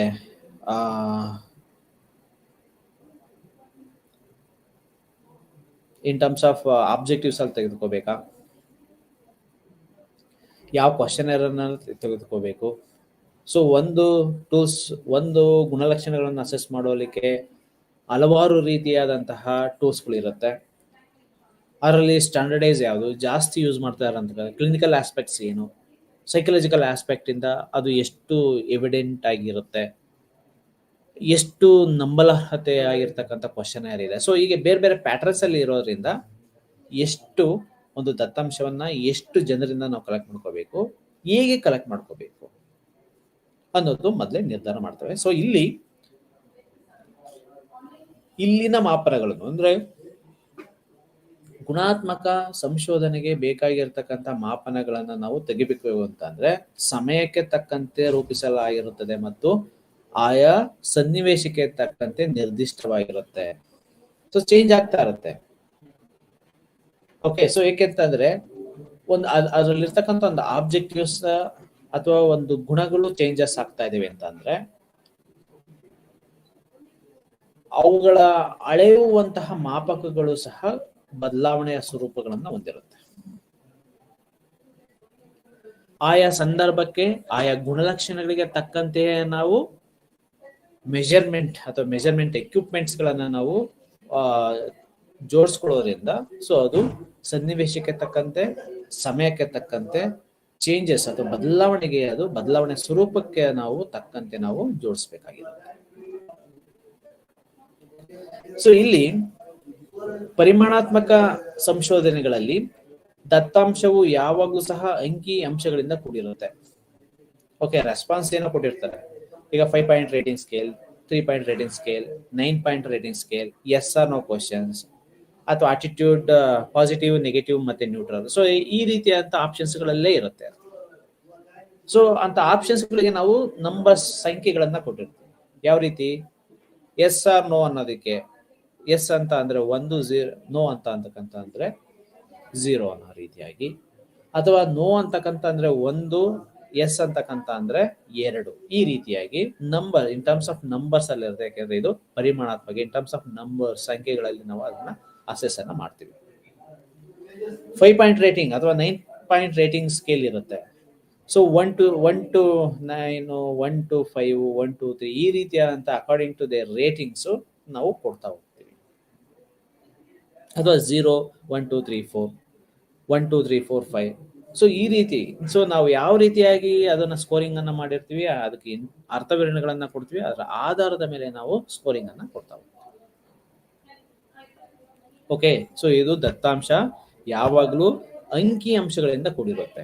ಆ ಅಂಕಿ ಅಂಶಗಳ ಆಧಾರದ ಮೇಲೆ ನಾವು ಇಂಟರ್ಪ್ರಿಟೇಷನ್ ಅನ್ನ ಮಾಡ್ತಾ ಹೋಗ್ತೀವಿ. ಫಾರ್ ಎಕ್ಸಾಂಪಲ್ ಹೇಳ್ಬೇಕು ಅಂತ ಅಂದ್ರೆ ಐಕ್ಯೂ ನಾವು ವೆಸ್ಲರ್ ಅಡಲ್ಟ್ ಇಂಟೆಲಿಜೆನ್ಸ್ ಸ್ಕೇಲ್ ಅನ್ನ ಕೊಟ್ರೆ ಇನ್ ಟರ್ಮ್ಸ್ ಆಫ್ ನಂಬರ್ಸ್ ಅಲ್ಲಿ ಅದು ವರ್ಬಲ್, ನಾನ್ ವರ್ಬಲ್, ಬೇರೆ ಬೇರೆ ಟೆಸ್ಟ್ ಬರುತ್ತೆ. ಒಂದೊಂದು ಟೆಸ್ಟ್ಗೆ ಒಂದೊಂದು ಅಂಕಿಗಳನ್ನ ನಾವು ಗಳಿಸ್ಕೊಳ್ತಾ ಹೋಗ್ತೀವಿ. ಸೊ ಅದರಲ್ಲಿ ಮಿನಿಮಮ್ ಸ್ಕೋರ್ ಎಷ್ಟು ಬರುತ್ತೆ, ಮ್ಯಾಕ್ಸಿಮಮ್ ಸ್ಕೋರ್ ಎಷ್ಟು ಬರುತ್ತೆ ಅಂತ ಎಲ್ಲ ಇರುತ್ತೆ. ಅದನ್ನೆಲ್ಲ ಒಟ್ಟುಗೂಡಿಸ್ಕೊಂಡು ಸೊ ಓವರ್ ಆಲ್ ಒಬ್ಬ ವ್ಯಕ್ತಿಯ IQ ಇಷ್ಟಿರಬಹುದು. So in terms of number ಅಲ್ಲಿ ಇರುತ್ತೆ ಅದು. ಫಾರ್ ಎಕ್ಸಾಂಪಲ್ 18 85 90 ಸೊ ಎಷ್ಟೋ ಒಂದಿರುತ್ತೆ. ಆ ಬಂದಿರತಕ್ಕಂಥ ಸ್ಕೋರ್ ಅಂಕಿಗಳ ಆಧಾರದ ಮೇಲೆ ಸೊ ಆ ವ್ಯಕ್ತಿ ಅವರೇಜ್ ಹೊಂದಿದ್ದಾನೆ, ಸಾಮಾನ್ಯ ಬುದ್ಧಿ ಮಟ್ಟವನ್ನ ಹೊಂದಿದ್ದಾನೆ, ಎಬವ್ ಆವರೇಜ್ ಬುದ್ಧಿಶಕ್ತಿ ಮಟ್ಟವನ್ನ ಹೊಂದಿದ್ದಾನೆ.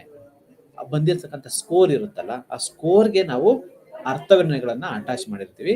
ಆ ಅಟ್ಯಾಚ್ ಆಗಿರ್ತಕ್ಕಂಥ ಅರ್ಥವಿವರಣೆಗಳನ್ನ ಅಂಕಿಗೆ ನಾವು ಅಂಕಿ ಅಂಶಗಳ ಆಧಾರದ ಮೇಲೆ ನಾವು ಅದನ್ನ ಡಿಸ್ಪ್ಲೇ ಅನ್ನ ಮಾಡ್ತಾ ಹೋಗ್ತೀವಿ. ಅಂದ್ರೆ ಇಲ್ಲಿ ದತ್ತಾಂಶ ಯಾವಾಗಲೂ ಇನ್ ಟರ್ಮ್ಸ್ ಆಫ್ ಅಂಕಿ ಅಂಶಗಳಿಂದ ಕೂಡಿರುತ್ತೆ. ಸೊ ಇಲ್ಲಿ ಗುಣಾತ್ಮಕದಲ್ಲಿ ದತ್ತಾಂಶವು ಒಬ್ಬ ವ್ಯಕ್ತಿ ಅಸೆಸ್ ಮಾಡಬೇಕು, ಎಷ್ಟು ಓಪನ್ ಆಗಿದ್ದಾನೆ ಅಂತ ಅಂದ್ರೆ, ಎಷ್ಟು ಕಮ್ಯುನಿಕೇಟಿವ್ ಆಗಿದ್ದಾನೆ ಅಂತ ಅಂದ್ರೆ, ಕೆಲವು ಸಲ ವರ್ಬಲ್ ಆಗಿ ಎಕ್ಸ್ಪ್ಲೈನ್ ಮಾಡ್ತಾ ಹೋಗ್ತಾನೆ, ನಾನ್ ವರ್ಬಲ್ ಆಗೂ ಸಹ ಎಕ್ಸ್ಪ್ಲೈನ್ ಮಾಡ್ತಾ ಹೋಗ್ತಾನೆ. ಅದೆಲ್ಲದೂ ಸಹ ರೆಕಾರ್ಡ್ ಆಗುತ್ತೆ. ಒಬ್ಬ ವ್ಯಕ್ತಿ ಒಂದು ಸಮೂಹದಲ್ಲಿ ಯಾವ ರೀತಿಯಾಗಿ ರಿಯಾಕ್ಟ್ ಮಾಡ್ತಾನೆ, ಇಂಡಿವಿಜುವಲ್ ಆಗಿದ್ದಾಗ ಯಾವ ರೀತಿ ರಿಯಾಕ್ಟ್ ಮಾಡ್ತಾನೆ, ಯಾರು ಅಬ್ಸರ್ವ್ ಮಾಡ್ತಾ ಇದ್ದಾರೆ, ಹಲವಾರು ಕಣ್ಣುಗಳು ನನ್ನ ಮೇಲ್ ಬಿದ್ದಿದೆ ಅಂತ ಅಂದಾಗ ನನ್ನ ವ್ಯಕ್ತಿತ್ವ ಯಾವ ರೀತಿಯಾಗಿರುತ್ತೆ, ನನ್ನ ವರ್ತನೆ ಯಾವ ರೀತಿಯಾಗಿರುತ್ತೆ ಅನ್ನೋದು ಸಹ ವೇರಿಯೇಷನ್ ಆಗ್ತಾ ಹೋಗುತ್ತೆ. ಸೊ ಅದು ಯಾವ ರೀತಿಯಾಗಿ ಇರ್ಬೋದು, ಕೆಲವು ಸಲ ಓಪನ್ ಆಗಿರಬಹುದು, ಕೆಲವು ಸಲ ಹಿಡನ್ ಆಗಿರಬಹುದು, ಕೆಲವೊಂದ್ಸಲ ವರ್ಬಲ್ ಆಗಿರಬಹುದು, ನಾನ್ ವರ್ಬಲ್ ಆಗಿರಬಹುದು. ಗೆಸ್ಟರ್ಸ್ ಅಲ್ಲೇ ನಾವು ಉತ್ತರಗಳನ್ನ ಕೊಡ್ತಾ ಹೋಗ್ಬಹುದು. ಸೊ ಬೇರೆ ಬೇರೆ ಪ್ಯಾಟರ್ನ್ಸ್ ಗಳಲ್ಲಿ ಇರುತ್ತೆ. ಯಾವಾಗ್ಲೂ ಸಹ ಡಿಜಿಟಲ್ ಅಲ್ಲೇ ಇರೋದಿಲ್ಲ. ರಿಯಾಕ್ಷನ್ ಕೊಡ್ಬೇಕು ಅಂತಂದ್ರೆ ಸೊ ಯಾವಾಗಲೂ ಎಸ್ ಆರ್ ನೋ ಅನ್ನೋ ರೀತಿಯಾಗಿ ನಾವು ಎಕ್ಸ್ಪೆಕ್ಟ್ ಮಾಡ್ತೀವಿ ಅನ್ನೋ ರೀತಿಯಾಗಿ ಇರೋದಿಲ್ಲ. ನಾನ್ ವರ್ಬಲ್ ಸಹ ಉತ್ತರಗಳನ್ನ ಕೊಡ್ತಾ ಹೋಗ್ಬೋದು. ಸೊ ಇಲ್ಲಿ ರಚನೆಯಾಗಿರುವಂತ ಪ್ರಾಕಲ್ಪನೆಗಳು ಕಾರಣ ಸಂಬಂಧವನ್ನು ಹೊಂದಿರುತ್ತೆ. ಯಾವ್ದ್ರಲ್ಲಿ? ಪರಿಮಾಣಾತ್ಮಕದಲ್ಲಿ. 5ನೇ ವ್ಯತ್ಯಾಸ. ಸೊ ಇಲ್ಲಿ ಗುಣಾತ್ಮಕದಲ್ಲಿ ಅಂತ ಯಾವುದೇ ಪ್ರಾಕಲ್ಪನೆಗಳಿಂದ ಇದು ರಚಿತ ಆಗಿರೋದಿಲ್ಲ. ಸೊ ಇಲ್ಲಿ ಕಾಸ್ ಅಂಡ್ ಎಫೆಕ್ಟ್ ಸಂಬಂಧಗಳಿರುತ್ತೆ, ಕಾರಣಗಳಿರುತ್ತೆ. ಕಾರಣ ಮತ್ತು ರೆಸ್ಪಾನ್ಸ್ ನ ನಡುವೆ ಇರ್ತಕ್ಕಂಥ ರಿಲೇಶನ್ಶಿಪ್ ಇರುತ್ತೆ. ಓಕೆ, ಸೊ ಇದೊಂದು ಸ್ಟ್ರೆಸ್ ಜಾಸ್ತಿ ಆಗ್ತಾ ಹೋದ್ರೆ ಅಕಾಡೆಮಿಕ್ ಪರ್ಫಾರ್ಮೆನ್ಸ್ ಕಡಿಮೆ ಆಗ್ತಾ ಬರುತ್ತೆ. ಒಂದು ವೇರಿಯೇಬಲ್ಗೂ ಇನ್ನೊಂದು ವೇರಿಯೇಬಲ್ಗೂ ಒಂದು ಸಹ ಸಂಬಂಧವನ್ನ ನಾವು ಜೋಡಿಸ್ಬೋದು. ಒಂದು ಸಿದ್ಧಾಂತ ಹೇಳುತ್ತೆ. ಸೊ ಅಫ್ಕೋರ್ಸ್ ಓಕೆ, ಸೊ ಒಂದು ವೇರಿಯೇಬಲ್ ಜಾಸ್ತಿ ಆದ್ರೆ ಅದು ಇನ್ನೊಂದು ವೇರಿಯೇಬಲ್ಸ್ ನ ಮೇಲೆ ಪಾಸಿಟಿವ್ ಇಂಪ್ಯಾಕ್ಟ್ ಮಾಡುತ್ತೆ, ನೆಗೆಟಿವ್ ಇಂಪ್ಯಾಕ್ಟ್ ಮಾಡುತ್ತೆ, ಏನೋ ಒಂದು ಥಿಯರಿ ಬೇಸ್ ಅಲ್ಲಿ ಹೇಳಿರ್ತಾರೆ. ಅಂದ್ರೆ ಒಂದು ವೇರಿಯೇಬಲ್ಗೂ ಇರ್ತಕ್ಕಂಥದ್ದು ಸಂಬಂಧ ಮತ್ತೊಂದು ವೇರಿಯೇಬಲ್ಸ್ ನ ಸಂಬಂಧವನ್ನ ನಾವು ಕಾಸ್ ಅಂಡ್ ಎಫೆಕ್ಟ್ ರಿಲೇಶನ್ಶಿಪ್ ಅನ್ನ ಸುಲಭವಾಗಿ ಹೇಳ್ತಾ ಹೋಗಬಹುದು. ಓಕೆ, ಸೊ ಅದರ ಆಧಾರದ ಮೇಲೆ ಸಂಶೋಧನೆಗಳು ನಿಲ್ತಾ ಹೋಗುತ್ತೆ. ಆದ್ರೆ ಇಲ್ಲಿ ಗುಣಾತ್ಮಕದಲ್ಲಿ ಅಂತಹ ಯಾವುದೇ ಪ್ರಾಕಲ್ಪನೆಗಳು ಇರೋದಿಲ್ಲ. ಇಲ್ಲಿ ಎಷ್ಟಿದೆ, ಅಲ್ಲಿ ಎಷ್ಟಿದೆ, ಇದನ್ನ ಯಾವ ರೀತಿಯಾಗಿ ಅಸೆಸ್ ಮಾಡ್ಬೋದು, ಅದನ್ನ ಯಾವ ರೀತಿಯಾಗಿ ಅಸೆಸ್ ಮಾಡ್ಬೋದು. ಆಕ್ಚುಯಲ್ ಫ್ಯಾಕ್ಟ್, ಎಕ್ಸಾಕ್ಟ್ ಇನ್ಫಾರ್ಮೇಶನ್ಸ್ ಅಥವಾ ಅದಕ್ಕೆ ಇರ್ತಕ್ಕಂತಹ ಒಂದು ಸ್ವರೂಪ, ವ್ಯಾಪ್ತಿ ಅಥವಾ ಬೇರೆ ಇನ್ಯಾವುದೋ ಒಂದು ಫ್ಯಾಕ್ಟರ್ ಅಂತ ನಾವು ಹೇಳ್ತಾ ಹೋಗ್ಬೋದು. ಸೊ ಹೀಗೆ ಈ ಗುಣಾತ್ಮಕ ಸಂಶೋಧನೆಯಲ್ಲಿ ಈ ರೀತಿಯಾಗಿ ಇರ್ತಕ್ಕಂಥ ಯಾವುದೇ ಅಸಂಪ್ಷನ್ಸ್ಗಳು ಇಲ್ಲಿ ಇರೋದಿಲ್ಲ. ಅಲ್ಲಿ ಆಕ್ಚುಯಲ್ ಫ್ಯಾಕ್ಟ್ ಆಧಾರವಾಗಿ ಇಟ್ಕೊಂಡು ಇಂಟರ್ಪ್ರಿಟೇಷನ್ ಕೊಡ್ತೀವಿ, ಅಥವಾ ಆಕ್ಚುಯಲ್ ಫ್ಯಾಕ್ಟ್ ಅನ್ನ ಇಟ್ಕೊಂಡು ಅಲ್ಲಿ ದತ್ತಾಂಶಗಳನ್ನ ಅನಲೈಸ್ ಮಾಡ್ತಾ ಹೋಗ್ತೀವಿ. ಆದ್ರೆ ಇಲ್ಲಿ ಪರಿಮಾಣಾತ್ಮಕದಲ್ಲಿ ಒಂದು ಅಸಂಪ್ಷನ್ ಅನ್ನ ಇಟ್ಕೊಳ್ತೀವಿ. ಸಂಶೋಧನೆಗೂ ಮುಂಚೆ ಆ ಅಸಂಪ್ಷನ್ ಸರಿನಾ ಅಥವಾ ತಪ್ಪ, ಅಕ್ಸೆಪ್ಟ್ ಮಾಡ್ತಾ ಇದೆಯಾ ಅಥವಾ ರಿಜೆಕ್ಟ್ ಮಾಡ್ತಾ ಇದೆಯಾ ಅನ್ನೋದ್ರ ಆಧಾರದ ಮೇಲೆ ನಾವು ಅದನ್ನ ಸಂಶೋಧನೆಗಳನ್ನ ಕೈಗೊಳ್ತಾ ಹೋಗ್ತೀವಿ. ಆದ್ಮೇಲೆ ಇಲ್ಲಿ ಅದೇ ವಿಷಯನ ಮತ್ತೆ ಪಡೆಯೋದು ಸುಲಭ. ಒಂದು ಕಾಸ್ ಅಂಡ್ ಎಫೆಕ್ಟ್ ರಿಲೇಶನ್ಶಿಪ್ ನಾವು ಎಕ್ಸೆಪ್ಟ್ ಮಾಡಿದ್ರೆ, ಸೊ ನಾವು ಎಕ್ಸಿಸ್ಟೆಡ್ ಥಿಯರಿ ಏನ್ ಹೇಳುತ್ತೆ ಅಥವಾ ಎಕ್ಸಿಸ್ಟೆಡ್ ರಿಸರ್ಚ್ ಆಕ್ಟಿವಿಟೀಸ್ ಏನಿರುತ್ತೆ, ಪಾಸಿಟಿವ್ ರಿಲೇಶನ್ಶಿಪ್ ಇದೆ ಸ್ಟ್ರೆಸ್ ಮತ್ತೆ ಕೋಪಿಂಗಿಗೂ, ನೆಗೆಟಿವ್ ರಿಲೇಶನ್ಶಿಪ್ ಇದೆ ಸ್ಟ್ರೆಸ್ ಮತ್ತೆ ಸೈಕಲಾಜಿಕಲ್ ವೆಲ್ಬೀಯಿಂಗ್. ಸೊ ಎಷ್ಟು ನೋಡಿದ್ರು ಮ್ಯಾಕ್ಸಿಮಮ್ ಅದೇ ರೀತಿಯಂತ ಉತ್ತರಗಳು ಸಿಗ್ತಾ ಹೋಗುತ್ತೆ, ಅದೇ ರೀತಿಯಂತ ರಿಸರ್ಚ್ ಆಕ್ಟಿವಿಟೀಸ್ ಸಿಗ್ತಾ ಹೋಗುತ್ತೆ. ಅಂಥದ್ದೇ ಆದಂತಹ ಅಸಂಪ್ಷನ್ಗಳನ್ನ ಇಟ್ಕೊಂಡು ಮತ್ತೆ ನಾವು ಮಾಡಿದ್ರೆ ಅಂಥದ್ದೇ ರಿಸಲ್ಟ್ ಸಿಗ್ತಾ ಹೋಗುತ್ತೆ. ಅದು ಒಂದು ಪ್ಲೇಸ್ ಅಲ್ಲಿ ಮಾಡಿ ಮತ್ತೊಂದು ಪ್ಲೇಸ್ ಅಲ್ಲಿ ಮಾಡ್ಲಿ, ಅಥವಾ ಇನ್ನೊಂದೊಬ್ಬ ವ್ಯಕ್ತಿ ಮಾಡ್ಲಿ ಮತ್ತೊಬ್ಬ ವ್ಯಕ್ತಿ ಮಾಡ್ಲಿ, ಆ ರಿಲೇಶನ್ಶಿಪ್ ಆಲ್ಮೋಸ್ಟ್ ಆಲ್ ಅದೇ ರೀತಿಯಾದಂತಹ, ಅಂದ್ರೆ ಇಲ್ಲಿ ಅದೇ ವಿಷಯವನ್ನ, ಅದೇ ರಿಸಲ್ಟ್, ಅದೇ ಒಂದು ರಿಸರ್ಚ್ ಆಕ್ಟಿವಿಟಿ ಮತ್ತೆ ಮತ್ತೆ ಮಾಡೋದು ಸುಲಭ. ಅತ್ತೆ ಮಾಡಿದ್ರೆ ಅದೇ ಬರುತ್ತೆ ರಿಸಲ್ಟ್. ಕೆಲವೊಂದು ವಿಷಯಗಳಲ್ಲಿ ವೇರಿಯಂಟ್ ಅಥವಾ ವೇರಿಯೇಟ್ ಆಗಿರ್ತಕ್ಕಂತಹ ಒಂದು ಉತ್ತರಗಳನ್ನು ಪಡ್ಕೋಬಹುದು. ಆದ್ರೆ ನಾವೊಂದು ಥಿಯರಿ ಮಾಡಿದ್ವಿ, ಒಂದು ಸಿದ್ಧಾಂತಗಳನ್ನು ಮಾಡಿದ್ವಿ, ಒಂದು ಆಬ್ಜೆಕ್ಟ್ಗಳನ್ನು ಮಾಡಿದ್ವಿ, ಅದ್ರ ಮೇಲೆ ರಿಸರ್ಚ್ ಆಕ್ಟಿವಿಟೀಸ್ ಮಾಡ್ತಾ ಇದೀವಿ ಅಂತಾನೆ ಅದೇ ರೀತಿಯಂತ ಉತ್ತರಗಳು ಬರ್ತಾ ಹೋಗುತ್ತೆ. ಆದ್ರೆ ಇಲ್ಲಿ ಸಂಶೋಧನಾ ಕಾರ್ಯಗಳು ನಿರ್ದಿಷ್ಟ, ಆದ್ದರಿಂದ ಪುನರಾವರ್ತನೆ ಕಷ್ಟ. ಇಲ್ಲಿ ಯುನಿಕ್ ಆಗಿರುತ್ತೆ, ರಿಸರ್ಚ್ ಆಕ್ಟಿವಿಟೀಸ್ಗೆ ಯುನಿಕ್. ಓಕೆ, ಸೊ ಮತ್ತೆ ಅಂತದ್ದೇ ಆದಂತಹ, ಓಕೆ ಫಾರ್ ಎಕ್ಸಾಂಪಲ್ ಹೇಳ್ಬೇಕು ಅಂತ ಅಂದ್ರೆ, ಒಂದು ಚಿಂಪಾಂಜಿ ಇದೆ, ಅದೊಂದು ವರ್ತನೆನ ಅಸೆಸ್ ಮಾಡಕ್ ಹೋಗ್ತೀವಿ. ಒಮ್ಮೆ ನಾವು ಅಸೆಸ್ ಮಾಡ್ತೀವಿ, ಏನೂ ರಿಪ್ಲೈ ಕೊಡೋದಿಲ್ಲ. ಇನ್ನೊಂದ್ಸಲ ಅಸೆಸ್ ಮಾಡಕ್ ಹೋಗ್ತೀವಿ, ಏನೋ ಒಂದು ರಿಸಲ್ಟ್ ಕೊಡುತ್ತೆ, ಏನೊಂದು ರೆಸ್ಪಾನ್ಸ್ ಮಾಡುತ್ತೆ. ಅವುಗಳ ಆಧಾರದ ಮೇಲೆ ಏನೊಂದು ಮಾಡ್ಕೊಳ್ತಾ ಬರ್ತೀವಿ. ಓಕೆ, ಸೊ ಇಂಥ ಮೋಡಲ್ಲಿ, ಇಂಥ ಸಂದರ್ಭದಲ್ಲಿ ಈ ರೀತಿಯಾಗಿ ಇತ್ತು ಅಷ್ಟೇ. ಸೊ ಅದನ್ನ ಮತ್ತೆ ಅಂಥದ್ದೇ ಆದಂತಹ ಒಂದು ಫಲಿತಾಂಶವನ್ನ ಅಥವಾ ಅಭಿಪ್ರಾಯಗಳನ್ನ ಅಥವಾ ಏನೋ ಒಂದು ರಿಯಾಕ್ಷನ್ ಅನ್ನ ಎಕ್ಸ್ಪೆಕ್ಟ್ ಮಾಡ್ತೀವಿ ಅನ್ನೋದು ಬಹಳ ಕಷ್ಟ. ಆ ಸಂದರ್ಭಕ್ಕೆ ಏನ್ ಬರುತ್ತೆ ಅಷ್ಟೇ, ಅಂಥದ್ದೇ ಸಂದರ್ಭ, ಅಂಥದ್ದೇ ಸಿಚುಯೇಷನ್ ಮತ್ತೆ ಬರುತ್ತೆ. ಅದರಿಂದ ಮತ್ತೆ ಅಂಥದ್ದೇ ಆದಂತಹ ಒಂದು ಫಲಿತಾಂಶವನ್ನ ಎಕ್ಸ್ಪೆಕ್ಟ್ ಮಾಡ್ತೀವಿ ಅನ್ನೋದು ಬಹಳ ಕಷ್ಟ ಆಗುತ್ತೆ ಗುಣಾತ್ಮಕ ಸಂಶೋಧನೆ.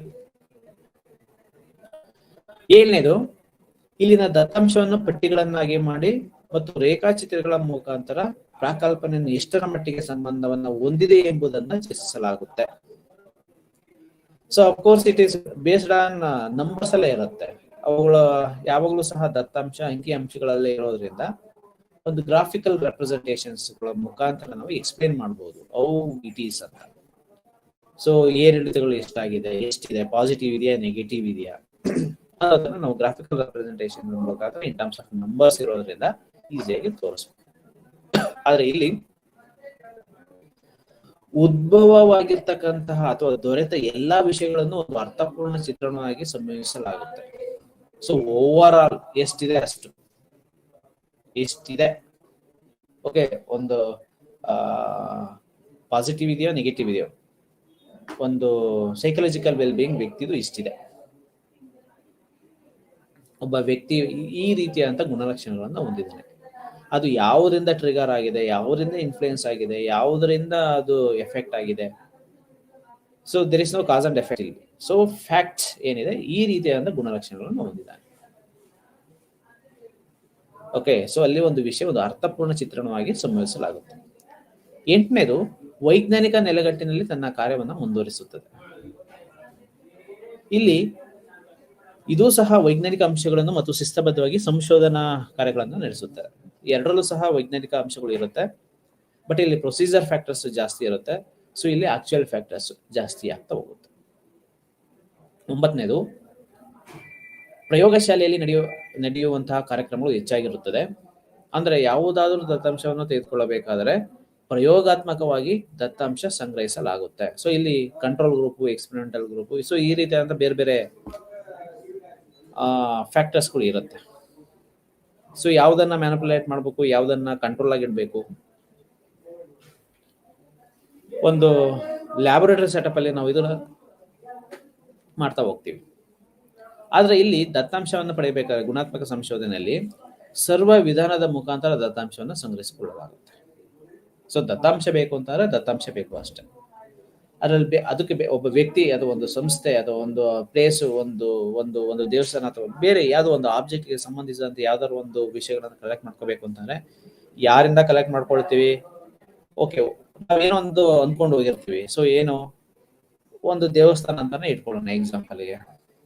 ಸೊ ಒಂದು ಮನೆತನದವರು ಅದಕ್ಕೆ ಲಿಂಕ್ ಇರುತ್ತೆ ಜಾಸ್ತಿ, ಅಥವಾ ಒಂದು ಆ ದೇವರನ್ನ ಪೂಜೆ ಮಾಡುವಂತಹ ಪೂಜಾರಿಗಳು, ಅಥವಾ ಅದರ ಒಡೆತನ ಇರ್ತಕ್ಕಂತಹ ಯಾವ್ದಾದ್ರು ಒಂದು ಮನೆತನ. ಸೊ ಅವರಿಂದ ಹೆಚ್ಚು, ಅಥವಾ ವ್ಯಕ್ತಿಗಳನ್ನ, ಫ್ಯಾಮಿಲಿ ಮೆಂಬರ್ಸ್ ಅನ್ನ ನಾವು ಕಾಂಟ್ಯಾಕ್ಟ್ ಮಾಡಿದ್ರೆ ಹೆಚ್ಚಿನ ಮಾಹಿತಿ ಸಿಗಬಹುದು. ಸೊ ಅವರು ಇನ್ನೊಂದು ಹೇಳ್ತಾರೆ, ಸೊ ಇವರು ಈ ವಿಗ್ರಹವನ್ನ ಅಥವಾ ಈ ಗೋಡೆಗಳನ್ನ ಕೆತ್ತಿರ್ತಕ್ಕಂಥವ್ರು ಇವರು, ಅವರನ್ನ ನೀವು ಮಾತಾಡ್ಸಿದ್ರೆ ಇನ್ನೂ ಹೆಚ್ಚಿನ ಡೀಟೇಲ್ಡ್ ಇನ್ಫಾರ್ಮೇಶನ್ ಸಿಗಬಹುದು. ಅಥವಾ ಅವರು ಇನ್ನೊಬ್ರನ್ನ ಯಾರೋ ರೆಫರ್ ಮಾಡ್ತಾರೆ, ಸೊ ಅವರು ಮತ್ತೊಬ್ಬರನ್ನ ರೆಫರ್ ಮಾಡಿ ಎಲ್ಲಾ ಕಡೆಯಿಂದ ಸಂಪೂರ್ಣವಾದಂತಹ ಚಿತ್ರಣವನ್ನ ಪಡೆಯಲಿಕ್ಕೆ ಸಾಧ್ಯ ಆಗ್ತಾ ಹೋಗುತ್ತೆ ಯಾವರಲ್ಲಿ ಗುಣಾತ್ಮಕ ಸಂಶೋಧನೆ. ಅದು ಸಹ ಶಿಸ್ತುಬದ್ಧವಾಗಿ ಇರುತ್ತೆ, ಆದ್ರೆ ಅಲ್ಲಿ ಸರ್ವ ವಿಧಾನಗಳನ್ನು ಸಹ ಅಳವಡಿಸಿಕೊಳ್ತಾ ಹೋಗ್ತೀವಿ. ಸೊ ಇಲ್ಲಿ ನಾವೇನು ವಿಧಾನಗಳನ್ನ ಅನಿಸ್ಕೊಂಡಿರ್ತೀವಿ ಅನ್ನೋ ಒಂದು ಅಸಂಪ್ಷನ್ಗಳನ್ನ ಇಟ್ಕೊಂಡಿರ್ತೀವಿ, ಪ್ರಕಲ್ಪನೆ ಅಥವಾ ಹೈಪೋಥಿಸ್ಗಳನ್ನ ಹೊಂದಿರ್ತೀವಿ, ಅವುಗಳ ಆಧಾರದ ಮೇಲೆ ಮುಂದುವರಿತವೆ. 10ನೇದು ಇಲ್ಲಿ ತರ್ಕಬದ್ಧವಾದ ಸಂಶೋಧನಾ ಕಾರ್ಯಗಳು ನಡೀತವೆ. ಸೊ ದೇರ್ ಇಸ್ ಲಾಜಿಕ್ ಇರುತ್ತೆ. ಓಕೆ, ಇಲ್ಲಿ ಸಿದ್ಧಾಂತಗಳ ಹಿನ್ನೆಲೆಯಲ್ಲಿನ ಅಂಶಗಳು ಸಂಶೋಧನೆ ಕೈಗೊಳ್ಳುವಂತ ಮಾಡುತ್ತೆ. ಕೆಲವೊಂದು ಸಿದ್ಧಾಂತಗಳನ್ನ ಇಟ್ಕೊಂಡಿರ್ತೀವಿ, ಸೊ ಅದು ಏನ್ ಮಾಡುತ್ತೆ, ಪ್ರೇರಣೆಯನ್ನ ಕೊಡುತ್ತೆ, ಪ್ರೇರೇಪಣೆಯನ್ನ ಮಾಡುತ್ತೆ. ಈ ರೀತಿಯಾದಂತಹ ರಿಸರ್ಚ್ ಆಕ್ಟಿವಿಟೀಸ್ಗಳನ್ನ ಮಾಡಬೇಕು, ಇದನ್ನ ಮಾಡಬೇಕಾಗುತ್ತೆ, ಅಥವಾ ಇದನ್ನ ಮಾಡಬಾರ್ದು ನಾನು, ಅಥವಾ ಮಾಡಬಾರ್ದು ನಾನು, ಅಥವಾ ಇಷ್ಟಕ್ಕೆ ಮಾತ್ರ ಲಿಮಿಟೇಷನ್ಸ್ ಗಳನ್ನ ಮಾಡ್ಕೋಬೇಕು ಅನ್ನೋದು ಗುಣಾತ್ಮಕ ಸಂಶೋಧನೆಯಲ್ಲಿ. ಆದ್ರೆ ಇಲ್ಲಿ ತರ್ಕಬದ್ಧ, ಸೊ ಏನ್ ಲಾಜಿಕ್ ಇದೆ ಆ ಲಾಜಿಕ್ ನ ಆಧಾರದ ಮೇಲೆ, ಸೊ ಇಲ್ಲಿ ಆಬ್ಜೆಕ್ಟಿವ್ ಹಾಕೋಬೇಕು, ಹೈಪೋಥಿಸಿಸ್ಗಳನ್ನ ಹಾಕೋಬೇಕು ಅಂತಂದ್ರೆ ಒಂದು ಪರ್ಟಿಕ್ಯುಲರ್ ಲಾಜಿಕ್ ಇರುತ್ತೆ. Okay, there will be a positive relationship between academic stress and psychological well being of adolescent student. ಒಂದು ಲಾಜಿಕ್ ಇದೆ, ತರ್ಕ ಇದೆ. ಆ ತರ್ಕಬದ್ಧವಾಗಿ ನಾವು ಆಲೋಚನೆಯನ್ನ ಮಾಡಬೇಕು. ಅಂದ್ರೆ ಸ್ಟ್ರೆಸ್ ಜಾಸ್ತಿ ಆದ್ರೆ ಸೈಕಲಾಜಿಕಲ್ ವೆಲ್ ಬೀಯಿಂಗ್ ಕಡಿಮೆ ಆಗಬಹುದು, ಒಂದು ಲಾಜಿಕ್. ಅಕಾಡೆಮಿಕ್ ಸ್ಟ್ರೆಸ್ ಜಾಸ್ತಿ ಆದಾಗ ಅವರ ಅಕಾಡೆಮಿಕ್ ಪರ್ಫಾರ್ಮೆನ್ಸ್ ಜಾಸ್ತಿ ಆಗಬಹುದು, ಒಂದು ಲಾಜಿಕ್, ಒಂದು ತರ್ಕ. ಸೊ ಆ ಒಂದು ತರ್ಕಬದ್ಧವಾದಂತಹ ಆಲೋಚನೆಗಳು ಅಥವಾ ಯೋಜನೆಗಳು ಈ ಒಂದು ಪರಿಮಾಣಾತ್ಮಕ ಸಂಶೋಧನೆಗಳಲ್ಲಿ ಇರುತ್ತೆ. ಸೊ ಇಲ್ಲಿ ಸಿದ್ಧಾಂತದ ಹಿನ್ನೆಲೆಯಲ್ಲಿ ಅಂಶಗಳಲ್ಲಿನ ಆಧಾರದ ಮೇಲೆ ಸಂಶೋಧನೆಗಳು ಕೈಗೊಳ್ಳುವಂತೆ ಆಗ್ತಾ ಹೋಗುತ್ತೆ. ಸೊ ಇಲ್ಲಿ ಏನೋ ಒಂದು ಇನ್ಫ್ಲೂಯೆನ್ಸ್ ಆಯ್ತು, ಸೊ ಏನೋ ಒಂದು ಬರುತ್ತೆ, ಏನೋ ಒಂದು ಹೋಗುತ್ತೆ, ಅವುಗಳ ಆಧಾರದ ಮೇಲೆ ನಾವು ಅರ್ಥಗಳನ್ನ ಅಥವಾ ಸಂಶೋಧನೆಗಳನ್ನ ಮಾಡುವಂಥದ್ದು, ಒಪಿನಿಯನ್ಸ್ಗಳನ್ನ ತೆಗೆದುಕೊಳ್ಳುವಂಥದ್ದು, ಆ ಒಪಿನಿಯನ್ಸ್ ಮೇಲೆ ಇಂಟರ್ಪ್ರಿಟೇಷನ್ ಮಾಡುವಂಥದ್ದು. ಸೊ ಈ ರೀತಿಯಾದಂತಹ ಸಂಶೋಧನೆಗಳು ಇಲ್ಲಿ ಗುಣಾತ್ಮಕ ಸಂಶೋಧನೆಗಳಲ್ಲಿ ನಡೀತಾ ಹೋಗುತ್ತೆ. ಅಂಡ್ ಫೈನಲಿ ಇಲ್ಲಿ ಪ್ರಯೋಗವನ್ನು ಸಿದ್ಧಪಡಿಸುವ ಮೊದಲು ಮತ್ತು ನಂತರ ದತ್ತಾಂಶವನ್ನು ವಿಶ್ಲೇಷಿಸುವುದು ಸಂಶೋಧಕನದ್ದೇ ಆಗಿರುತ್ತೆ. ಇಲ್ಲಿ ಅವನು ಜವಾಬ್ದಾರಿಯಿಂದ ಕೆಲಸವನ್ನು ನಿರ್ವಹಿಸಬೇಕಾಗುತ್ತೆ. So A to Z almost all ಎಲ್ಲ ದತ್ತಾಂಶ ತಗೊಳೋದ್ರಿಂದ ಹಿಡಿದು ಇಂಟರ್ಪ್ರಿಟೇಷನ್ ಮಾಡೋದ್ರಿಂದ ಹಿಡಿದು ಅದನ್ನ ರಿಪೋರ್ಟ್ ಮಾಡೋವರೆಗೂ ಸಂಶೋಧಕನದ್ದೇ ಆಗಿರುತ್ತೆ. ಸೊ ಇಲ್ಲಿ ಗುಣಾತ್ಮಕದಲ್ಲಿ ದತ್ತಾಂಶವನ್ನು ಸಂಗ್ರಹಿಸಲು ಸಂಶೋಧನಾ ಪಾತ್ರ ಹೆಚ್ಚು. ಅದನ್ನ ಇಂಟರ್ಪ್ರಿಟೇಷನ್ ಎಕ್ಸ್ಪರ್ಟ್ಗಳಿಂದ ಬಳಸಬಹುದು. ಓಕೆ, ಒಂದು ದತ್ತಾಂಶಗಳನ್ನ ನಾವು ವೈಜ್ಞಾನಿಕ ತಳಹದಿಯ ಆಧಾರದ ಮೇಲೆ ಪಡ್ಕೋಬಹುದು. ಅದಕ್ಕೆ ಇಂಟರ್ಪ್ರಿಟೇಷನ್ ಅನ್ನ ಇನ್ನು ಎಕ್ಸ್ಪರ್ಟ್ ಇಂದ, ಬೇರೆ ಬೇರೆ ಒಪಿನಿಯನ್ಸ್ ಗಳಿಂದ, ಕಲೆಕ್ಟಿವ್ ಇನ್ಫಾರ್ಮೇಶನ್ಸ್ ಗಳಿಂದ ಉತ್ತರಗಳನ್ನು ನಾವು ಪಡ್ಕೋಬಹುದು. ಇಲ್ಲಿ ಒಂದು ಸ್ಟ್ಯಾಂಡರ್ಡೈಸ್ ಫಾರ್ಮ್ಯಾಟ್ ಇರುತ್ತೆ. ಇಲ್ಲಿ ಸ್ಟ್ಯಾಂಡರ್ಡೈಸ್ ಫಾರ್ಮ್ಯಾಟ್ ಇತ್ತು ಅಂತಂದ್ರೆ ಕೆಲವೊಂದು ಬಾರಿ ಆ ಒಂದು ಸಂದರ್ಭಕ್ಕೆ, ಸನ್ನಿವೇಶಕ್ಕೆ ತಕ್ಕಂತಹ ಅಭಿಪ್ರಾಯಗಳು, ಮಂಡನೆಗಳು ಆಗುವಂತ ಪ್ರಕ್ರಿಯೆಗಳು ಬೇರೆ ಆಗೋದ್ರಿಂದ ಸಮ್ ಎಕ್ಸ್ಪರ್ಟ್ ಒಪಿನಿಯನ್ಸ್ಗಳು ಬೇಕಾಗುತ್ತೆ. ಸೊ ಇಲ್ಲಿ ಇಂಟರ್ಪ್ರಿಟೇಷನ್ ಮಾಡ್ಕೊಳ್ಳುವಂತ ಸಂದರ್ಭದಲ್ಲಿ, ವರದಿಯನ್ನ ತಯಾರಿಸುವಂತಹ ಸಂದರ್ಭದಲ್ಲಿ ಬೇರೆಯವರ ಒಪಿನಿಯನ್ಸ್ಗಳನ್ನ ಪಡ್ಕೊಳ್ಳುವಂಥದ್ದು, ಅವರ ಇನ್ಪುಟ್ಸ್ಗಳನ್ನ ಪಡ್ಕೊಳ್ಳುವಂಥದ್ದು, ಅವುಗಳ ಆಧಾರದ ಮೇಲೆ ಅರ್ಥ ವಿವರಣೆಯನ್ನ ಮಾಡುವಂಥದ್ದು ಅಥವಾ ಅಂತಹ ಸಂದರ್ಭ ಹೆಚ್ಚಾಗಿರುತ್ತೆ. ಸೊ ಇಲ್ಲಿಗೆ ಸಮಯ ಮುಗ್ದಿದೆ. ನಮಸ್ಕಾರ, ಧನ್ಯವಾದ.